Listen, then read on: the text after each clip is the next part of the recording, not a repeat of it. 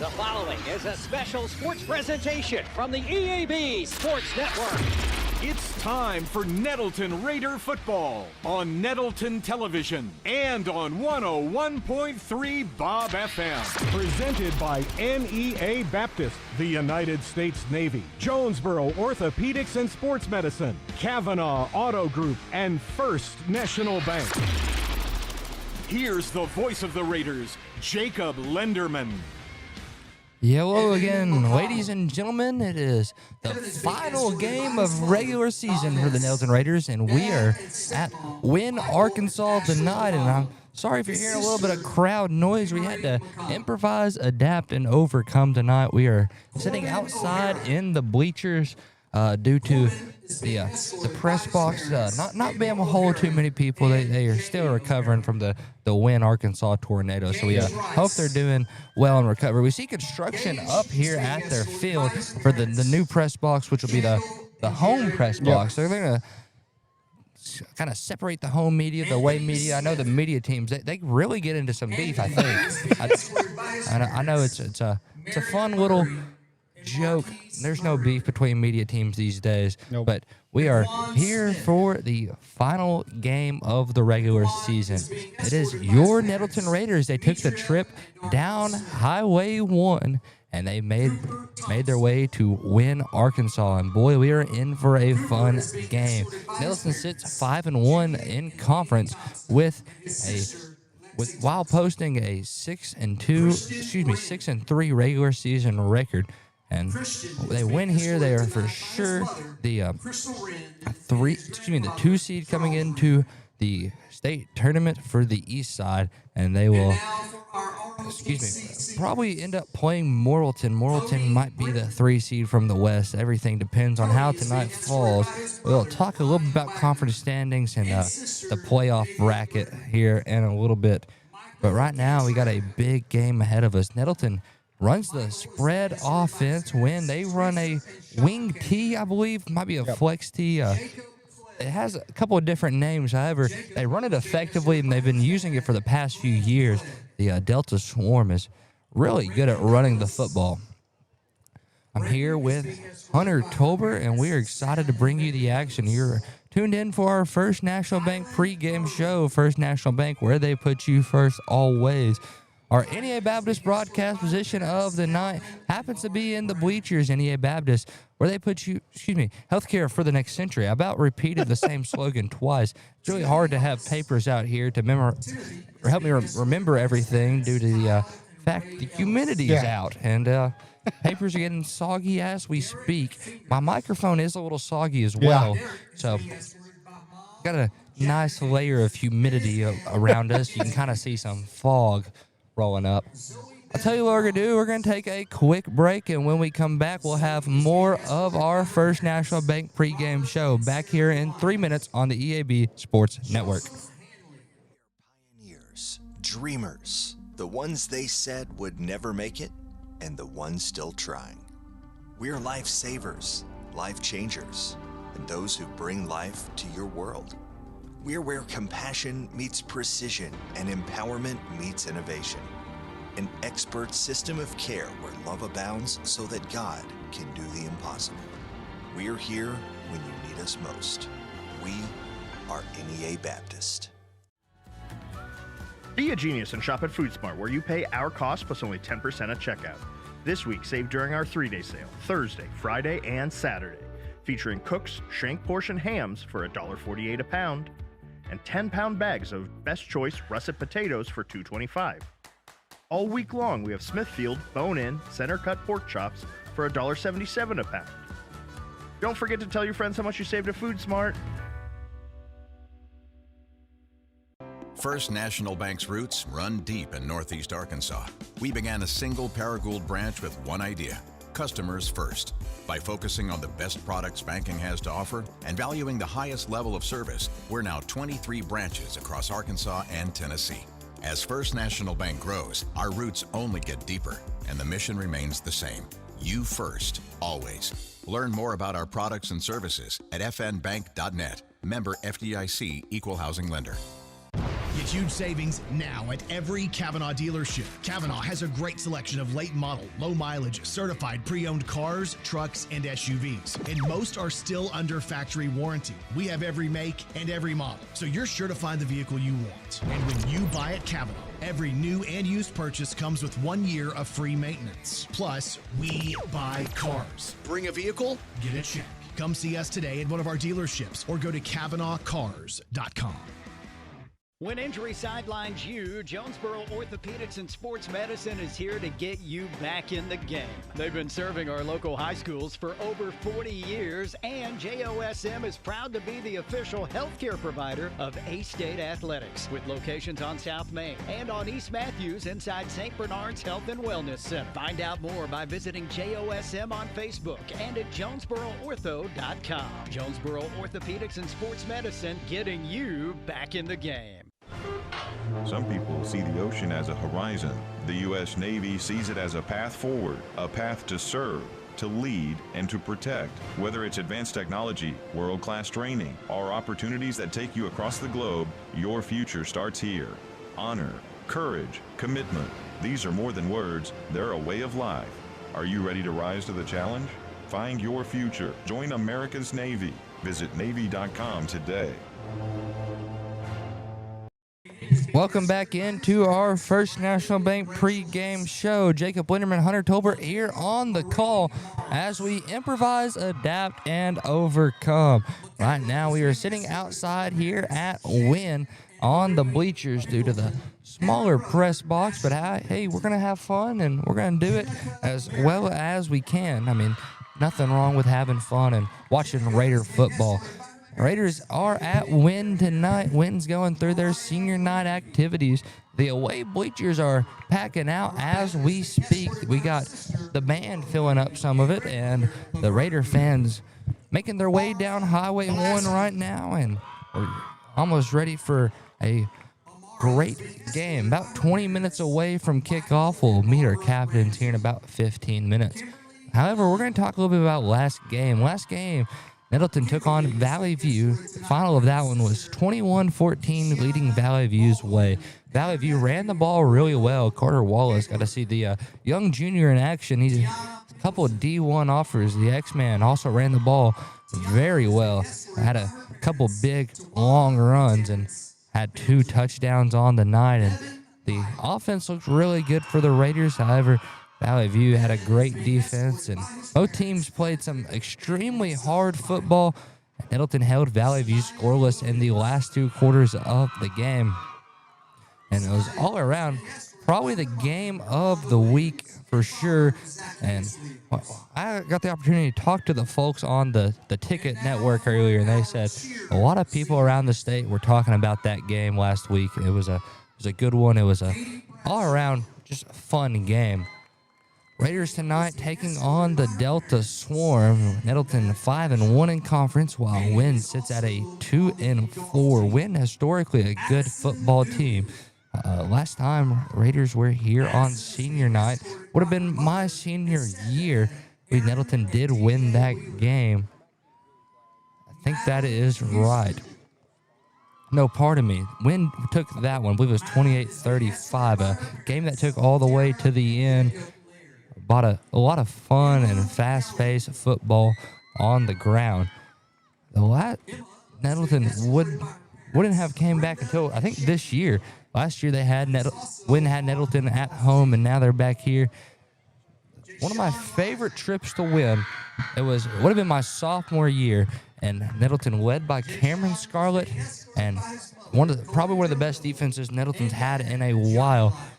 Took a 10-0 perfect season away from Wynne. Wow. And they finished with a 10-0 perfect season, and Nettleton won the conference championship that year. It was a great game, and Nettleton played extremely hard and extremely fast football. Cameron Scarlett, a heck of a running quarterback, and we see glimpses of that in Marcus Jefferson. Yep. Jefferson does like to use his feet and take off.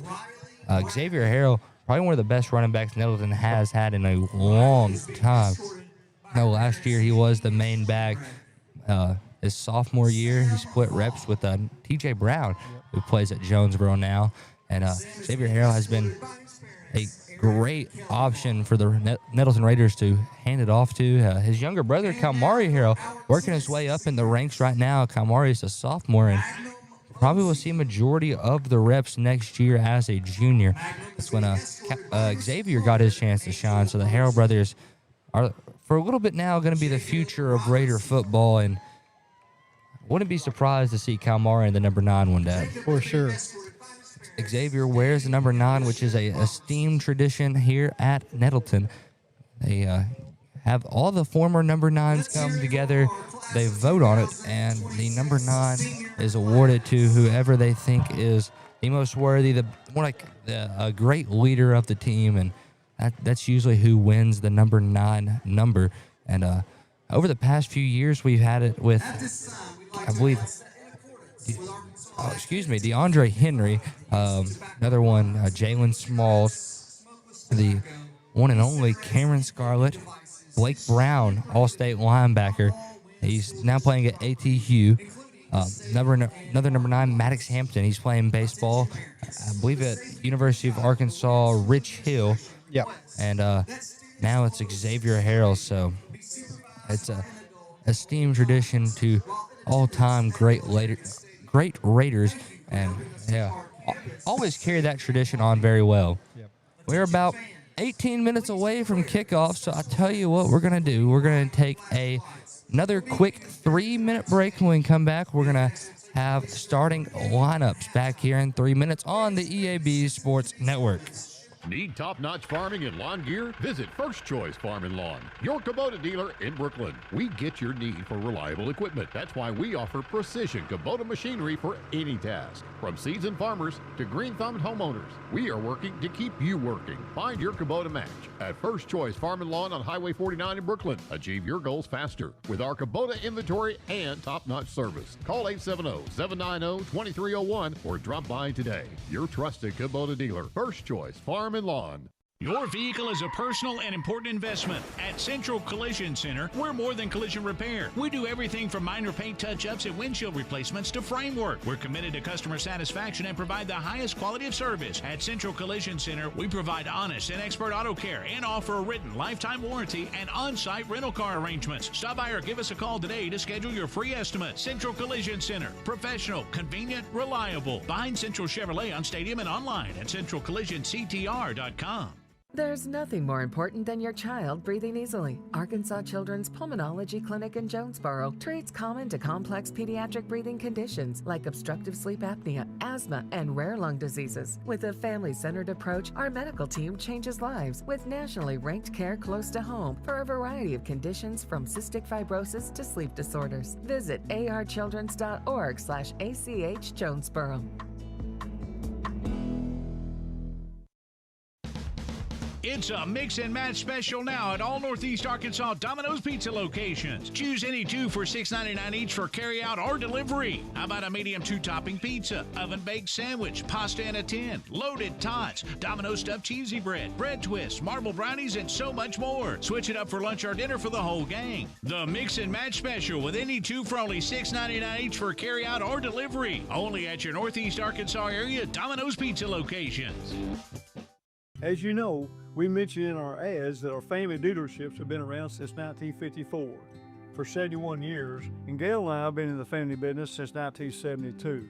We purchased the Rector dealership in 1983 from my late father-in-law, Glenn Singh. You see Kirk and Todd and myself in our ads, and now we have some of our grandchildren in our ads as well. Our family continues to be involved in the future of Glenn Singh. We look forward to 71 more years. That makes us proud. Glenn Singh, and God bless our troops. Since our founding in 1945, Farmers and Merchants Bank has held strong to our commitment to innovation, community investment, and personalized service. Over the past 80 years, we have worked alongside Arkansas entrepreneurs to help our neighbors start, grow, and streamline their businesses with hometown lending experts in the latest in modern financial solutions. Farmers and Merchants Bank, in your corner in our community, helping your business succeed every step of the way. Member FDIC, Equal Housing Lender. Have you ever heard the saying, 2 wrongs don't make a right? Well, when it comes to your internet service, 1 wrong is already too many. Wrong price, wrong speeds, wrong company. Come on, You deserve better. With Empower Broadband, you get local, affordable, and fast internet that never lets you down. Visit us at empowerbroadband.com or call 870-336-0999 to right the wrongs by choosing your favorite local internet company. Empower, delivered by Craig Head Electric.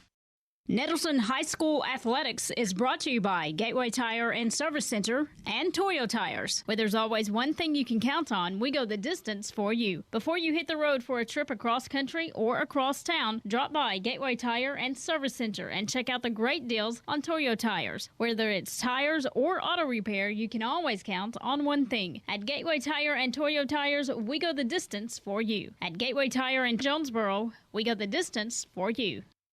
This is Keith Baird with the Baird Auto Group. There's nothing that brings our communities together like high school sports. No matter what the scoreboard says, it's a winning feeling just to be a part of it. At Baird, we want you to have the feeling anytime you come into one of our dealerships. Good credit, bad credit, no problem. Don't buy anywhere else until you shop at Baird location near you. Don't get a bad deal, get a Baird deal.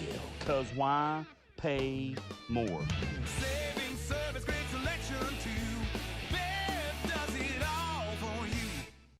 Evolve Bank & Trust offers a variety of residential and consumer loans, specializing in unique products and services while providing individualized customer service designed to fit your needs. Whether you're buying your first home, a new car, or building your dream home, Evolve Bank & Trust has the personal loan products you need to realize your dreams today. Call Evolve Bank & Trust at 870-933-2480. Stop in to see them at 111 East Huntington Suite A or visit them online at getevolve.com. Evolve Bank & Trust, making banking personal again. Evolve Bank & Trust. Member FDIC, Equal Housing Lender. Hello, this is Bob Moore from Air Conditioning. The holidays are almost here, and you shouldn't have to choose between comfort for your family and being able to celebrate the holidays. If you've been paying for costly AC repairs or high utility bills, now is the best time to replace. With approved financing, you can get 18 months with no payments and no interest. Call 870-238-3372 and ask about financing or visit us at moreac.com. You deserve more, don't settle for less. See Placid Tire Service for the right tire at the right price right now. Placid Tire Service is the area's biggest selection of in-stock tires at the lowest price. While others are searching for tires to order, we'll get you fixed up with a great set of tires and back on the road in no time with our 4 tires, 1 hour guarantee. Plus, we make the purchase easy on your budget with our Placid Tire Service card or no credit needed financing options. For the right tire at the right price right now, the choice is easy. That's Placid Tire Service. Welcome back into our First National Bank pregame show. First National Bank, where they put you first always. Jacob Linderman, Hunter Tolbert, up here in the NEA Baptist broadcast position at the Yellow Jacket Stadium. NEA Baptist, that's healthcare for a next century. Glad you're joining us tonight, and we're going to go ahead and apologize in case the audio gets a little bad. We are in the stands tonight, so you might hear some crowd noise, potentially the band. So we're gonna try our best to use these fancy microphones that are out of my budget here. So we're having Hunter Tolbert help us out there. So we're going to try to figure it out to eliminate as much crowd noise as possible. And we're fixing to test it out right here as the Nettleton Raider Band is going to play their alma mater.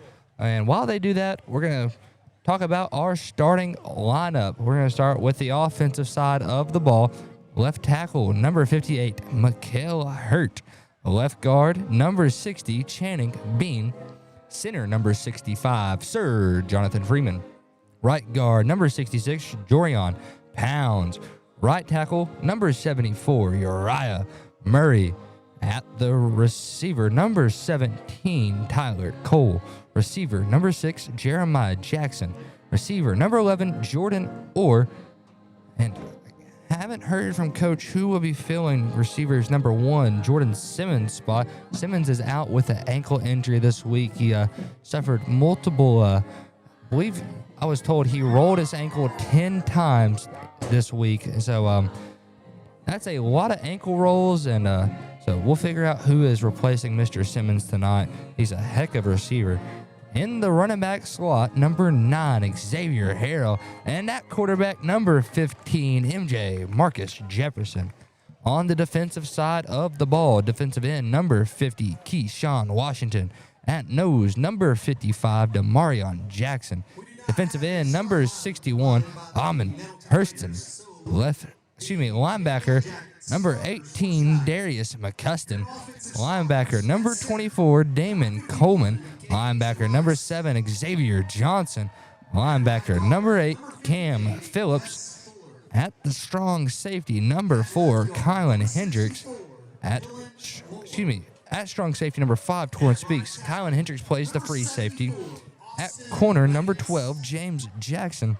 I believe the other corner tonight is going to be number 21, Braylon Hendricks.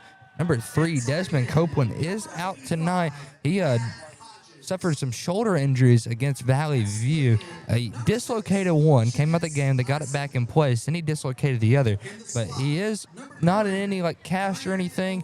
He was throwing the ball around during warm-up, so the coaches expect to see him next week, so we're hoping he's all healed up. He leads the team in interceptions, if I'm not mistaken, and he's a heck of a corner, great in coverage, and you can always count on Desmond Copeland getting downfield and picking off a quarterback. He'll get the job done.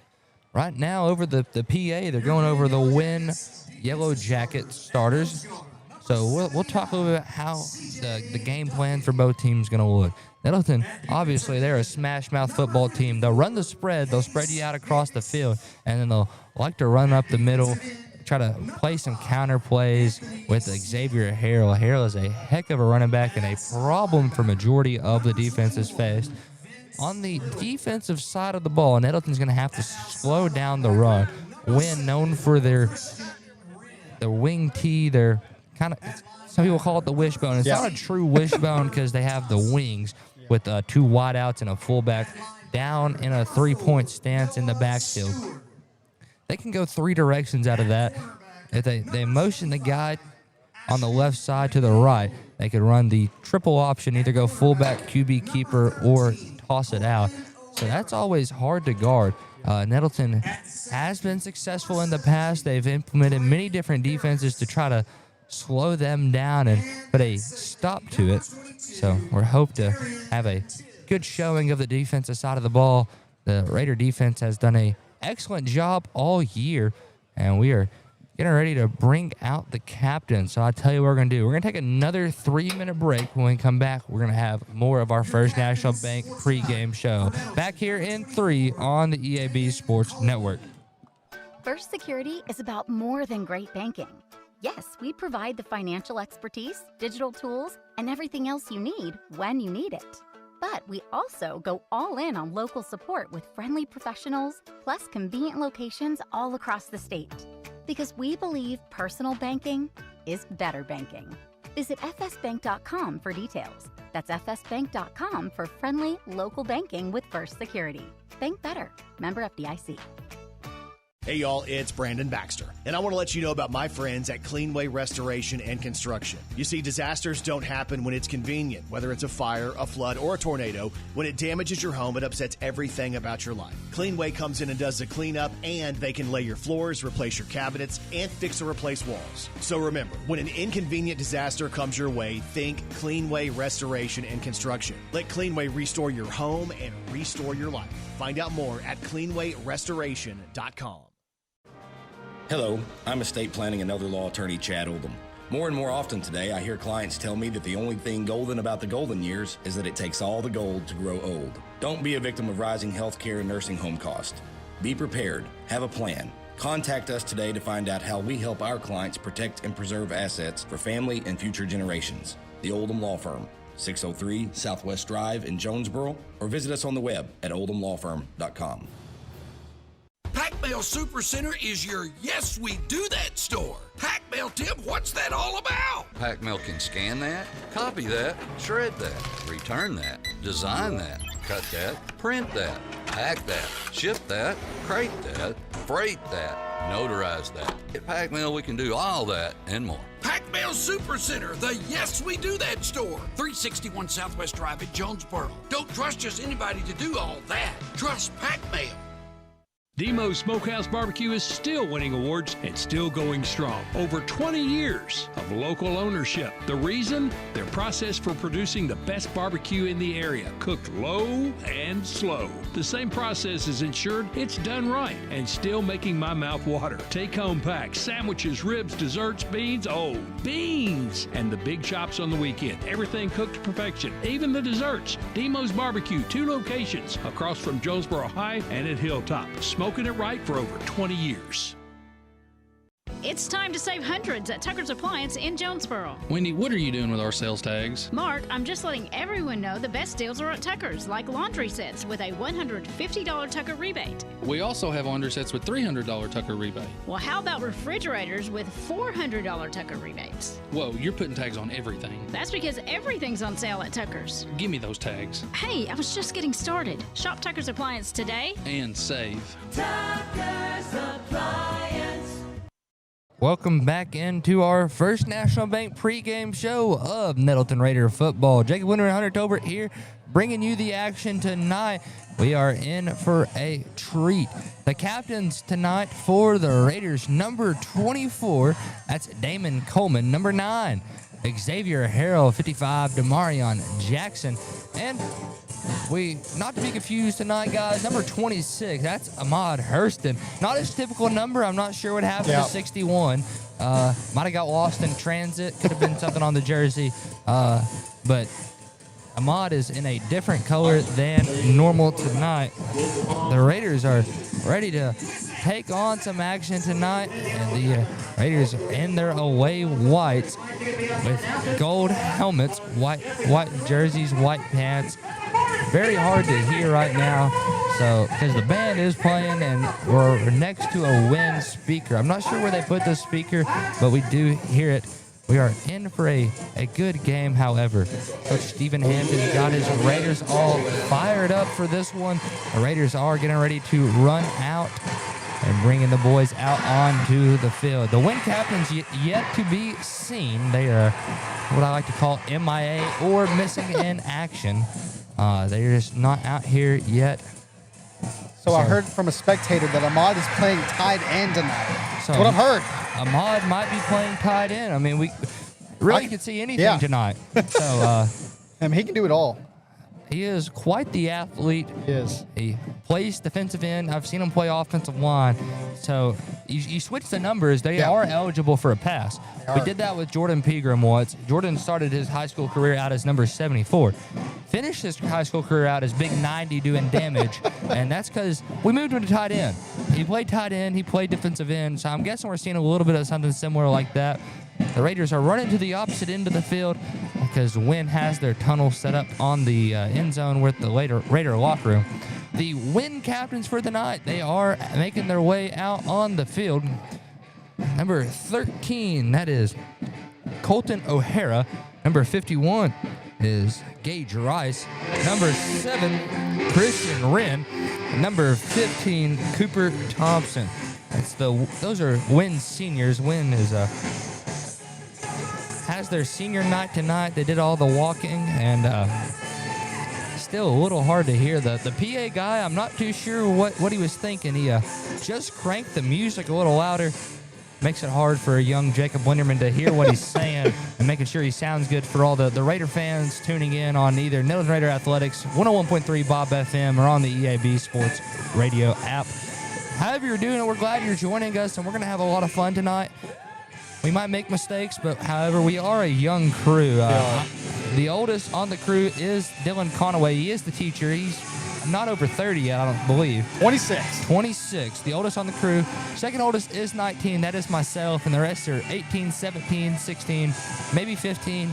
I know Trip Hart's pretty young. Trip's on the crew tonight, and it's always a joy to be around Trip Hart. He has a lot of energy and fun young man. So, referee is talking through the coin toss right now. Nettleton will get to call it, so they are turning them around. We're getting the decision right now. So Nettleton won the toss. They elect to receive, and they'll be going left to right on your radio dial. And we are excited for some action. camera shots tonight are brought to you by Max Samples, and I believe Jasper Foster. Jasper Foster is up on the up camera. Dylan Conaway, the director.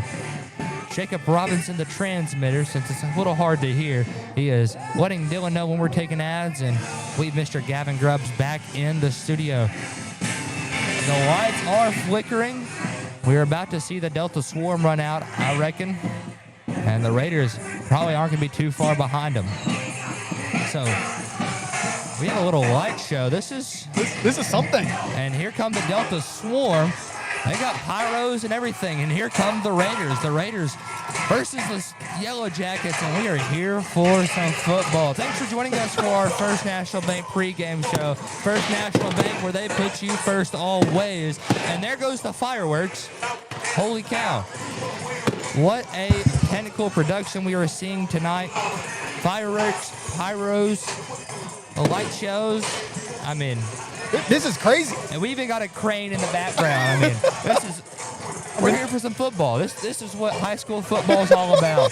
The energy, getting the crowd involved, having cheerleaders to lead the crowd and chants, and we're excited and all fired up for some Raider football. Nettleton will get ball first, and offense is where the Raiders prosper. They run the ball extremely well, and we look forward to see Xavier Harrell out there, Marcus Jefferson, and the crew.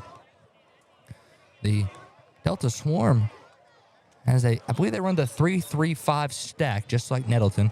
Sometimes Nettleton will walk up a linebacker, so sometimes Nettleton will run a kind of a 4-3-4. Yep. With the strong safety, the free safety, 2 corners, walk up linebacker, and 3 in the box as linebackers, and then the 3 down D linemen. So the PA guy said the Yellow Jackets won the toss. However, the referee signaled that the Raiders won the toss. And it kind of looks like the Yellow Jackets are going to onside this one. Number 20, the kicker, August Smith, the sophomore. He's kind of lining it up short. And let's see where this one is going to go. The kick is an onsider. It goes through the legs of our Raiders. And I'm interested to see what the referee... He waves his hands around, and first whistle of the night comes on the opening kickoff. So he's talking to the head umpire, and let's see. Onside kick was recovered by Wynne. So defense will start it off on the field. I'm not sure. The whistle was blown early. Yeah, it was. So, the ball was still live on the field when that whistle was blown, I'm pretty sure. Yeah, nobody was on top of it. The whistle was blown. We are in the bleachers as well. Yeah, so we're a little bit closer than normal. Not in the press box up in the sky, and we're just sitting up here in the bleachers, and head umpires talking to Coach Stephen Hampton. So we're getting... It looks like offense is trotting out on the field. Illegal precipitation on the kicking team. All right. I don't think the kicking team was making it rain. I'm not sure what he's talking about precipitation. So, illegal precipitation. I think he said participation. Okay. Yeah. Participation. Yeah, there we go. I was fixing to say, I didn't know making it rain is a crime these days.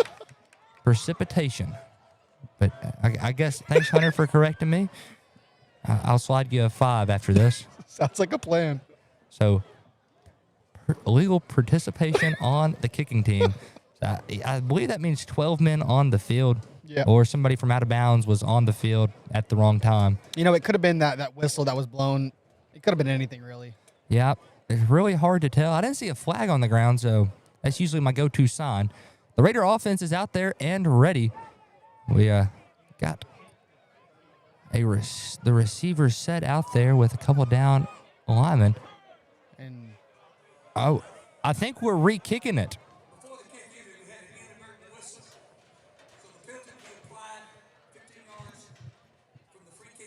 So this is a first. Okay, so we're backing them up from the kickoff. The offense is not out on the field. It's kickoff return yet again. It's a 15-yard penalty. So they'll be kicking it from the 25-yard line instead of the 40. So it just backs them up a little bit more, and we're going to re-kick. I wonder if they try the onside here again. I bet they do. They might try a little deeper of a sky kick Yep. to push Nettleton down the field if they do recover. Nettleton is sending out more of a hands team here, loading up the first couple lines. They're prepared this time. A little more prepared. They got two guys in the right around the 45. He is looking like he is going to take this one deep, however, Yep. August Smith. So here is the re-kick. A lot of confusion already here in this one. August Smith teed it up, and here we go. Ball's in action. This one is a booming kick down to Kamari Harrell. He gets it at the 35, bouncing up the middle, and he has some space. Has one man to beat. Here he goes at the 30, 25, 20, 15, 10, 5, end zone. Raiders strike first. 11:47 as Nettleton puts 6 on the board on the kickoff return. And that's how you get conference play started. Kamari Harrell from the opposite 35-yard line. So a 65-yard kick return, and Nettleton will strike here. The Raider fans here in the bleachers are hyped, as the kids say, and we are getting ready for some good action. The Raiders swinging gate formation is breaking it out. They got a couple different formations. They all swing in, and here comes Drew Gossett fixing to try to split the uprights to put the Raiders on top 7-0 with 11:47 remaining here in the first quarter. Gossett gets the snap, the hold. It's blocked, and Raiders will lead 6-0 to start this one off. 11:47 remaining here in the first quarter after the Kamari Harrell kickoff touchdown return. And yeah, big first opening break for the Raiders. We're going to keep it right here and hang out with y'all, and a electric opening to the game. Kamari Harrell 65 yards out with 11:47 remaining here in the first quarter. Makes it 6-0. Drew Gossett's PAT was blocked. The Delta swarmed through the middle, down the A gap, and blocked it. So good job by the swarm getting in there and blocking a PAT. Raiders with a advantage as they get ready to kick this one away. Nettleton was supposed to start on offense. However, kickoff return did their thing and put it in the house. 11:47 remaining here in the first as Drew Gossett's on to kick this thing away. What an electric start to this game. Number 25 and number 6 are back deep to receive Gossett's kick. Gossett is going to put that one on the ground. It bounces off a Yellow Jacket, and it's on the ground. Let's see who's going to come away with it. Raider fans are pointing Raider way, and Torrance Spinks rolled it, and let's see. They're going to point Yellow Jacket way. Good onside right there by Drew Gossett. However, just bounces out of the hands of Torrance Spinks. And here comes the dangerous Nettleton Raider defense. They've been electric all season. They've been fired up every drive they've been out on the field.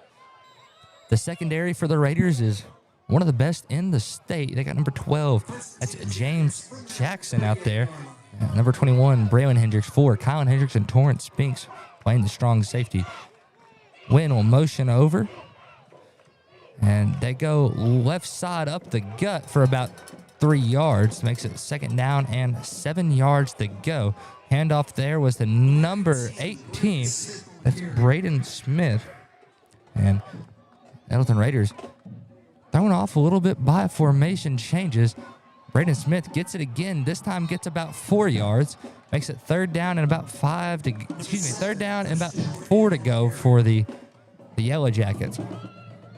11-12 and ticking here in the first quarter. 6-0 is the score. The Raiders trying to force their first 4 and out. 3rd and 4 here. Wynne with 2 down fullbacks. They motion across their flex position. They hand it back to Braden Smith, and Smith's met in the backfield, and he goes nowhere. And the Raiders with a 3rd down stop. Let's see if the Yellow Jackets will elect a punt here. I'm going to say he got back to the original line of scrimmage, so 4th down and 4 yards to go. And that's a good stop by the Raiders. They were expecting it back to Braden Smith and did a good job forcing. Looks like Wynne is going to punt here. So Nettleton with a kickoff return touchdown. Almost had the onside. However, they go 4 and out for the Yellow Jackets. The punter is number 15. That is Cooper Thompson. Watch Thompson warm up, and he's quite the punter. Thompson tried the freeze play and now gets the snap. It's a high punt, and Peter yelled on the sideline, and the Delta Swarm will get it at the 40, and that's where it is down. Nettleton take over 1st and 10 right there, and with 9:55 remaining here in the first quarter. 6-0 Raiders with the lead. A quick lead at that. It's our first look at the Raiders offense tonight. They're going to run a 2-back system. They got both the Harrell brothers out there, Xavier and Kalmari. And Marcus Jefferson is the chosen quarterback. I take that back. We got 4 men in the backfield, and this is a new look. We got Jeremiah Jackson also out there. He motions out, and they hand it this time to Kalmari Harrell. Harrell with the touchdown already. He goes up the gut, gets about, they're going to say about 3.5, maybe 4 yards. So 2nd down and 6 yards to go. And here comes Ahmad Hurston on to play tight end. It's a dual tight end look. He's in a offensive line stance, so we're seeing some new things. Marcus Jefferson and Harrell in the backfield. This time they hand it off to Xavier. Xavier running counter. It's met in the backfield. They're going to say he lost a few there. So 3rd down and about 8 yards to go. So about a 2-yard loss for Xavier Harrell. Raiders getting the receivers on the field, trying to throw downfield a little bit here. They need at least 8 yards for the first. 9:05 and ticking remains. Raiders lead 6-0. They motion out Kamari Harrell, and Raiders in an empty set. Marcus Jefferson getting ready for the snap. The Delta Swarm is bringing 5. Jefferson fires, looking for Jordan Orr, and that's flagged incomplete. No flag on the play. And goes, Raiders will take their first drive with a 3-and-out. Javion Lyons coming on to punt. Not a bad pass there by Marcus Jefferson. Tried for Jordan Orr, just missed off the hand. And it's Raiders with a 6-0 lead as they get ready to punt here. Lyons moving around the line, trying to get everything set away. Lyons gets the snap, punts that one up, and it is going to take a bounce, and it takes a little bit of a Wynne Yellow Jacket bounce. Yep. 8:39 remaining here in the first quarter, 6-0. Raiders with a 6-point lead. Both teams with a 3-and-out. We've seen a lot of good defense from both teams. Raider defense expecting the run. Wynne likes to run the football, and they've used Braden Smith every time so far. Let's see if they're going to bring out a different formation. So they go 3 down in the backfield with the receiver out on the far side. This time they hand it up the gut. Different running back, and he has some space. Shoestring tackle there by Braylon Hendrickson. About a 15, 20-yard carry there for number 18, Braden Smith. Braden Smith does an excellent job running the football. Very crucial tackle as well. Good shoestring tackle there by Braylon Hendricks. If he missed there, he would have been at the crib. House call right there for the Yellow Jackets. Sure would. The Yellow Jackets do a good job of running the ball up the middle. That's their specialty.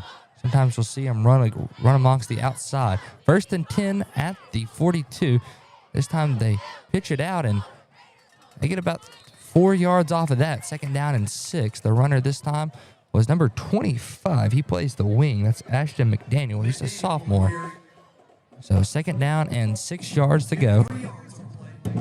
Raiders trying to keep the Yellow Jackets contained on the run. That's very hard to do.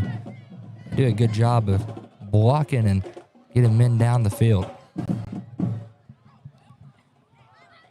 Daniel, the quarterback, motions across. Gets the snap, and he's going to roll out and throw. This is caught caught by number 4, Noah Stewart, and he gets upfield for about 10 yards, makes it 1st and 10 for the Yellow Jackets. Noah Stewart right there. Very good pass. He saw the blitz coming right there and threw it out. Did a good job getting the ball out, trying the Raiders secondary, which is hard to do. It is. Raiders secondary, very ferocious, like to go for the ball, very aggressive. 1st and 10 for the Yellow Jackets on their own 24-yard line. It's 6-0. Raiders with the lead. However, the Yellow Jackets are moving the ball. McDaniel at quarterback with 2 down fullbacks. They motion across number 4. This time they go back up the gut and doesn't get much, maybe about 3 yards there. So 2nd and 7. They ran it this time with, I believe, number 22. It is Dorian Tibbs. Tibbs tried it up the middle and did not get a whole lot. 3 yards there. So 2nd and 7 from the 21-yard line with 6:25 remaining here in the first quarter. McDaniel back under center, 2 down fullbacks. They motion across to the left side. McDaniel this time hands it off to Braden Smith. Smith up the gut. They're gonna say he got the first down on the far side and makes it 1st and 10. Brings it down to about the 17-yard line, 17 or 18, and 1st and 10 for the Jackets. 5:57 and ticking here in the first quarter. 6-0 Raiders with the lead. I'm going to say he's down at the 13. That is about right. I guess I'm at an awkward angle here in the bleachers, so it's hard to really tell. It looks right to me. They go play action pass. Firing for the tight end. It's caught. We have a flag down in the backfield. Let's see who this is going to be on. Hodges would get the first down if the flag is against the Raiders. Let's see who this is going to be called on. Looking towards the head umpire now. Personal foul. Roughing the passer on the defense. So that's an automatic first down with half the distance of the goal. So an unfortunate break for the Raiders right there. The back judge called that one, and we're going to see Yellow Jacket 1st and goal. I believe it tacks on to the end of the play. So at the 1, they're in a really good position to score the way they run the football up the middle. This time they go 3 down fullbacks. They hand it up to Braden Smith, and Smith will score. Touchdown Jackets. We're all tied up here at 6. 5:11 remaining here in the first quarter. 6-6 is the score. And we're getting a fireworks show here at Wynne. I guess they let them off at the end of the game, and after every touchdown, maybe if the Jackets win as well. Jackets sit about 2-4 in conference, and they go trick play. Braden Smith will score the 2-point and makes it 6-8. Jackets with a lead on the night. A quick snap on the swinging gate catches the Raiders off guard, and with 5:11 remaining here in the first quarter, Wynne with the lead. We're going to take a 30-second break. When we come back, we'll have more Raider football back here in 30 on the EAB Sports Network.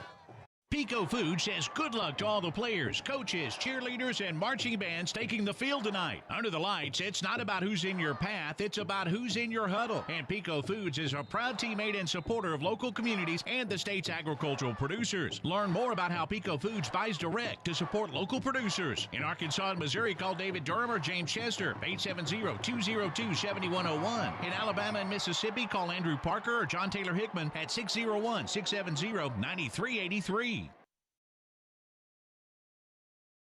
Raider football here on the EAB Sports Group, 101.3 Bob FM and Nettleton Raider Athletics on YouTube. Glad you're joining us. We're coming in after a Wynne Yellow Jacket 1-yard touchdown run to make it 6-8. And we're experiencing the clash of the bands right now. Both bands are playing, making it a little hard to hear for young Jacob Winterman up here. However, we're trying our best and making do what we can. On to kick for the Yellow Jackets, number 20, It is August Smith. Smith this time keeps this one low to the ground, and Kalmari Harrell will take this one at the 20. Kalmari Harrell going up the middle, and Harrell has some running room. This time makes it his way to the 49-yard line and Wynne Jacket territory. So 1st and 10 Raiders from right there, and that's back-to-back explosives returned for Kalmari Harrell. 5:04 remains here in the first quarter. Looks like they're going to mark him down right at the 49. So good field position for the Raiders. Already in Yellow Jacket territory. Jefferson getting this thing started at the quarterback slot. They motion in Xavier Harrell. They fake the handoff, and here comes Jefferson. Jefferson running up the right side. Gets about 3 yards there. Marks down at the 46-yard line, and Jefferson will have to come out for at least one play as his helmet did come off on the hit. So Javion Lyons will take the field for the Raiders. So 2nd down and about 6 to go for the Raiders, sitting at the Jacket 46.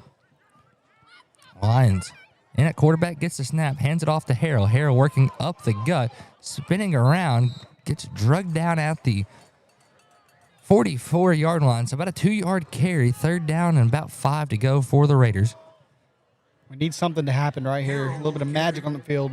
Jefferson back in at quarterback. Got his helmet readjusted, tightened up. I think he's in one of the new speed flexes here at Nettleton. Those are really easy to pop loose. Jefferson tries the hard count. 2 receivers up top, 2 tight ends on the bottom of your screen. It's Jefferson and Xavier Harrell in the backfield. 3rd down and 5, 3:58 remaining. They hand it off to Harrell. Harrell working up the middle. Doesn't get the first. Gets only about 2 yards. Makes it 4th down and 3. And the Raiders calling in the jumbo package. And they're a force to be reckoned with. They are. You gotta love them, you know? Good old jumbo package. You see guys like Keyshawn Washington and Damon Coleman run out there, and you know, as a Yellow Jacket, you're in trouble when you see the big fellas trot out there. So 4th down and 2 yards to go. They snap it to Harrell. Harrell up the middle, fighting forward. Ball comes out. It's still loose, and Wynne says they're on it. The Yellow Jackets will take over right there. Fumble recovery by number 3, Grant Oglin. And that's how the Jackets will take over on downs. Very unfortunate for the Raiders right there. Harrell did have the first down when the ball did pop out. I guess it bounced awkwardly off his shoulder pad and just did not get the right luck to fall on top of it. So 1st and 10 for the Yellow Jackets at I want to say about the 38-yard line. I should know. It's right in front of me. The ball is placed in a great spot. Got just like your normal spectator view. Yellow Jackets motion over the flex tight end. They hand it up the middle to number 22. He gets about 5 yards on the carry. And that is be 2nd down and 5. Number 22 is Dorian Tibbs. So 2nd and 5 for the Yellow Jackets. Ball spotted at the 42.5-yard line. 2:50 remaining here in the first quarter. 6-8, Yellow Jackets up by 2. Teams always play a little harder on their senior night. It is the Yellow Jackets senior night. The snap is going to be a quarterback keeper. He's met in the backfield by Xavier Johnson, and that's a tackle for a loss right there, and a loss about 3. So good job, Xavier Johnson, finding Ashton Smith in the backfield, Ashton McDaniel in the backfield, and bringing him down for a tackle for loss. 3rd down and 7 for the Yellow Jackets. Usually a passing down right here. Yep. 3rd down, and typically 7 is considered long, sometimes medium, depending on who you ask. 8 to 12 is considered long, 5 to 7 medium. 4 yards or closer usually run the football. And they will run the football here. It's Ash McDaniels. He is going to be stopped short of. No, they're going to say he got forward progress. Yep. So an 8-yard carry there for the Yellow Jackets. Ashton McDaniels on the quarterback keeper. Moves the ball out to the 49-yard line. So he got about a yard extra. And 1st and 10 for Wynne. 150 remains here in the first quarter. 6-8 is the score. Ball spotted at the 49 in Wynne territory. Yellow Jackets moving the ball pretty well so far.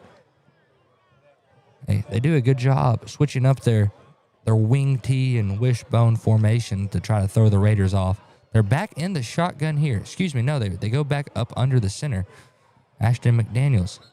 We're going to have a timeout called, actually. Timeout or a referee's blow whistle. I'm unsure what is going on. They're talking it over in a little huddle. I don't see a flag on the field. Timeout, Wynne. We're going to take it with them. We're going to take a 30-second break. When we come back, we'll have more Raider football back here in 30 on the EAB Sports Network. One of Northeast Arkansas's most trusted names is celebrating its 24th year with a huge anniversary sale. Nebo Auto Center, your new car alternative, is home to a wide selection of late model, low mileage cars, trucks, and SUVs that fit almost any budget. And at Nebo, you're dealing with an experienced, no hassle sales staff that you can trust. So go see your friends at Nebo at 3910 Stadium Boulevard during their 24th anniversary sale. And visit NeboAuto.com. We go Nebo. Raider football here on the EAB Sports Network. 1st and 10 for the Yellow Jackets. And we just got back from our timeout break here of Raider football. And Wynne is moving the ball here on their third drive of the night. They hand it off to number 22, and he gets about 3 yards there. Number 22 for the Jackets is Dorian Tibbs. Gets about, they're going to mark him down after a 3-yard carry, so 2nd down and 7. PA guy's throwing me off up there. He only said 2 yards. I'm counting 3, so 2nd down and 7. I think you must be watching the stream because you just corrected it after I called him out. 6-8 is the score. 54 seconds remaining here in the first quarter. Referee just tooted the whistle, and let's see what he wants this time. So he's telling the PA guy to turn the play clock off. It is skipping. We'll keep it on the field. Not too sure what that means. I don't know if they have a referee's bringing out a special clock out of his pocket. So we are very interesting. I didn't know the play clock could skip. Thought that was more of a children's thing. 2nd down and 7, 6-8. 50 seconds remains here in the first quarter. They run the quarterback rollout, and he takes it up the middle himself. He goes up the gut, gets the first down, and quite the run there by Ashton McDaniels. Raiders thought he was passing as they broke into coverage. Then he just took off from there, and a great job by Ashton McDaniels reading the defense of the Raiders. 1st and 10 from the 35-yard line. Yellow Jackets on their third drive of the night. Second one they put points on the board. The first one was a stop. And motion across number 4, McDaniel. Get the snap. He's going to roll out this time right side. Floats a pass, and he is hit after about 4 yards. Hit Noah Stewart there for the first down completion. Makes it 2nd down and 6 yards to go. 13 seconds remains here in the first quarter. 6-8 is the score. Raiders down by 2. Wynne connected a 2-point conversion. I believe Wynne's just going to move to the second quarter. Yeah, Wynne is jogging to the other side, and that's how we're going to end the first quarter. 6-8, Raiders down by 2, but still a whole lot of football left to play. We're going to take a 30-second break. When we come back, we'll have more Raider football back in 30 on the EAB Sports Network. A home isn't just 4 walls and a roof. It's memories, milestones, a piece of who we are. That's why homeowners across Northeast Arkansas trust Ozark Valley Contracting to keep theirs strong. From roofs and siding to decks and full remodels, every project is built with care, craftsmanship, and pride because they know that quality work today means lasting value tomorrow. Call Ozark Valley Contracting at 870-586-4625 and build confidence in your home's future. Ozark Valley Contracting. Quality starts from the ground up. Raider football here on the EAB Sports Network. Coming out of the end of the first quarter, Wynne has the ball. 2nd down and 6 on their own 31-yard line. 6-8 is the score. Raiders down by 2 against the Wynne Yellow Jackets. We are in for a fun game. Wynne always plays harder at home and on their senior night. They motion across the tight end, number 3, 2 down in the backfield. They hand it off up the middle, and Braden Smith is met immediately at the line of scrimmage. Gets no gain. So 3rd down and 6 yards to go. 11:45 remaining here in the second quarter. The Raiders sideline is letting the defense know to watch the ball. They toss it out this time to number 7. He bounces outside and gets the first down as he's ran out of bounds. Gets about 7 yards on that carry, makes it 1st and 10. That is Christian Wynne for a first down right there. The Yellow Jacket team likes to run the ball, and they do a good job at it. Have a couple of different options in the backfield to run the ball, including the quarterback, Christian McDaniel. Also, Braden Smith and Christian Wynne also run the ball extremely well. They're not scared to pass. They've rolled out more this game than I've seen them in past games. McDaniel under the gun with 2 in the backfield. Hands it back off to Christian Wynne. Wynne snuffed out at the line, and they're going to say he's still moving forward. They give him forward progress of about a yard. So 2nd and 9 for the Yellow Jackets. I thought they give him 2 yards. 2nd and 8 for the Yellow Jackets. Ball spotted at the 21-yard line. About 21.5-yard line. So 8.5 yards to go for the Yellow Jackets. 6-8. 11:04 remaining here in the second quarter. Clock is running, as most of this game is fought on the ground. Not many pass plays so far, and most players don't go out of bounds. Motion over number 3. McDaniel gets the snap. This time he goes to Braden Smith. Smith runs outside and gets stopped just shy of the sticks. It's going to be 3rd and inches with the ball at around the, let's say that's the 14-yard line. They need to get it to the 13. They might try the old tush push here. That play is not legal in flag football. I don't know if you know that, Hunter.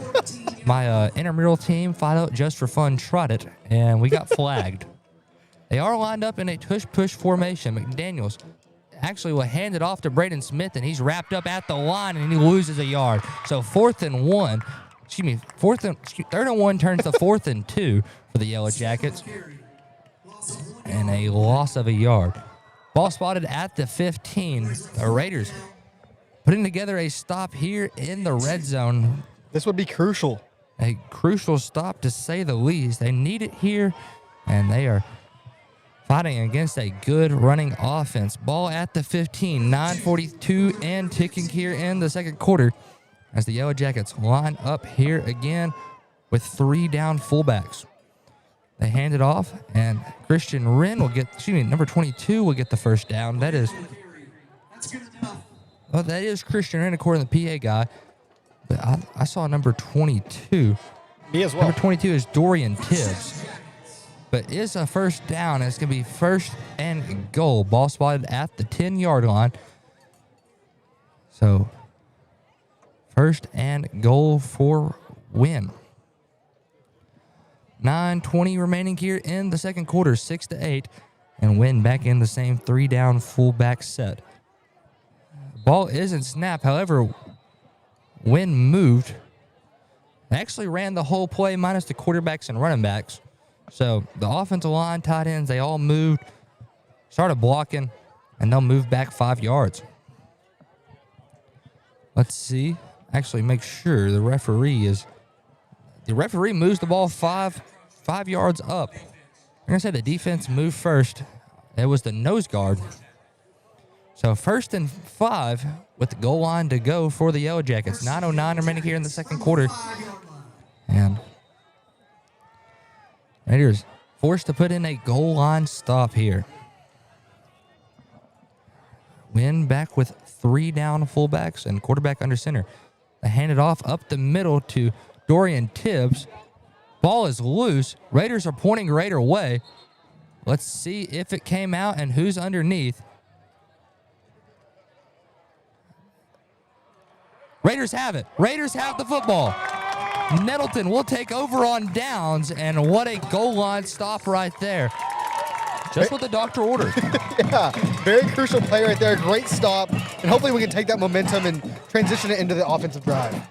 Raiders will start with the ball on the 4-yard line, so it's always fun for the Raiders. It's possible.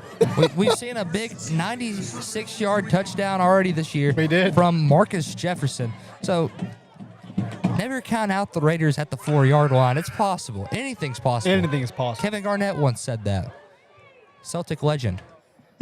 Marcus Jefferson in the shotgun, gets the snap, hands it off to Harrell. Harrell bounces outside, trying to fight forward. He'll get a couple yards out of that one. They're going to say he's down around the 7-yard line. Any yards is good yards. So about 2nd down and 7 to go for the Raiders. A 3-yard run will take Marcus Jefferson out of the end zone. So that's very crucial. The Raider quarterback usually lines up about 4.5 yards back from the center. They mark him down around the 6.5, so 2nd and 8 for the Raiders. It's Jefferson and Harrell in the backfield. Jefferson gets the snap, hands it off to Harrell. Harrell up the middle and doesn't get a whole lot out of it. 3rd down and goes right back to the line of scrimmage, so 3rd and about 7 yards to go. 7:45 and ticking here in the second quarter. 6-8. Raiders trying to move it out of the Wynne red zone. Jefferson. We have a whistle blown. Seeing what is called. I believe the Raiders are going to call a timeout. Timeout, Nettleton. 7:32 remains here in the second quarter. 6-8 is the score. Raiders down 2 to the Yellow Jackets. We're going to take a 30-second break. When we come back, we'll have more Raider football back here in 30 on the EAB Sports Network.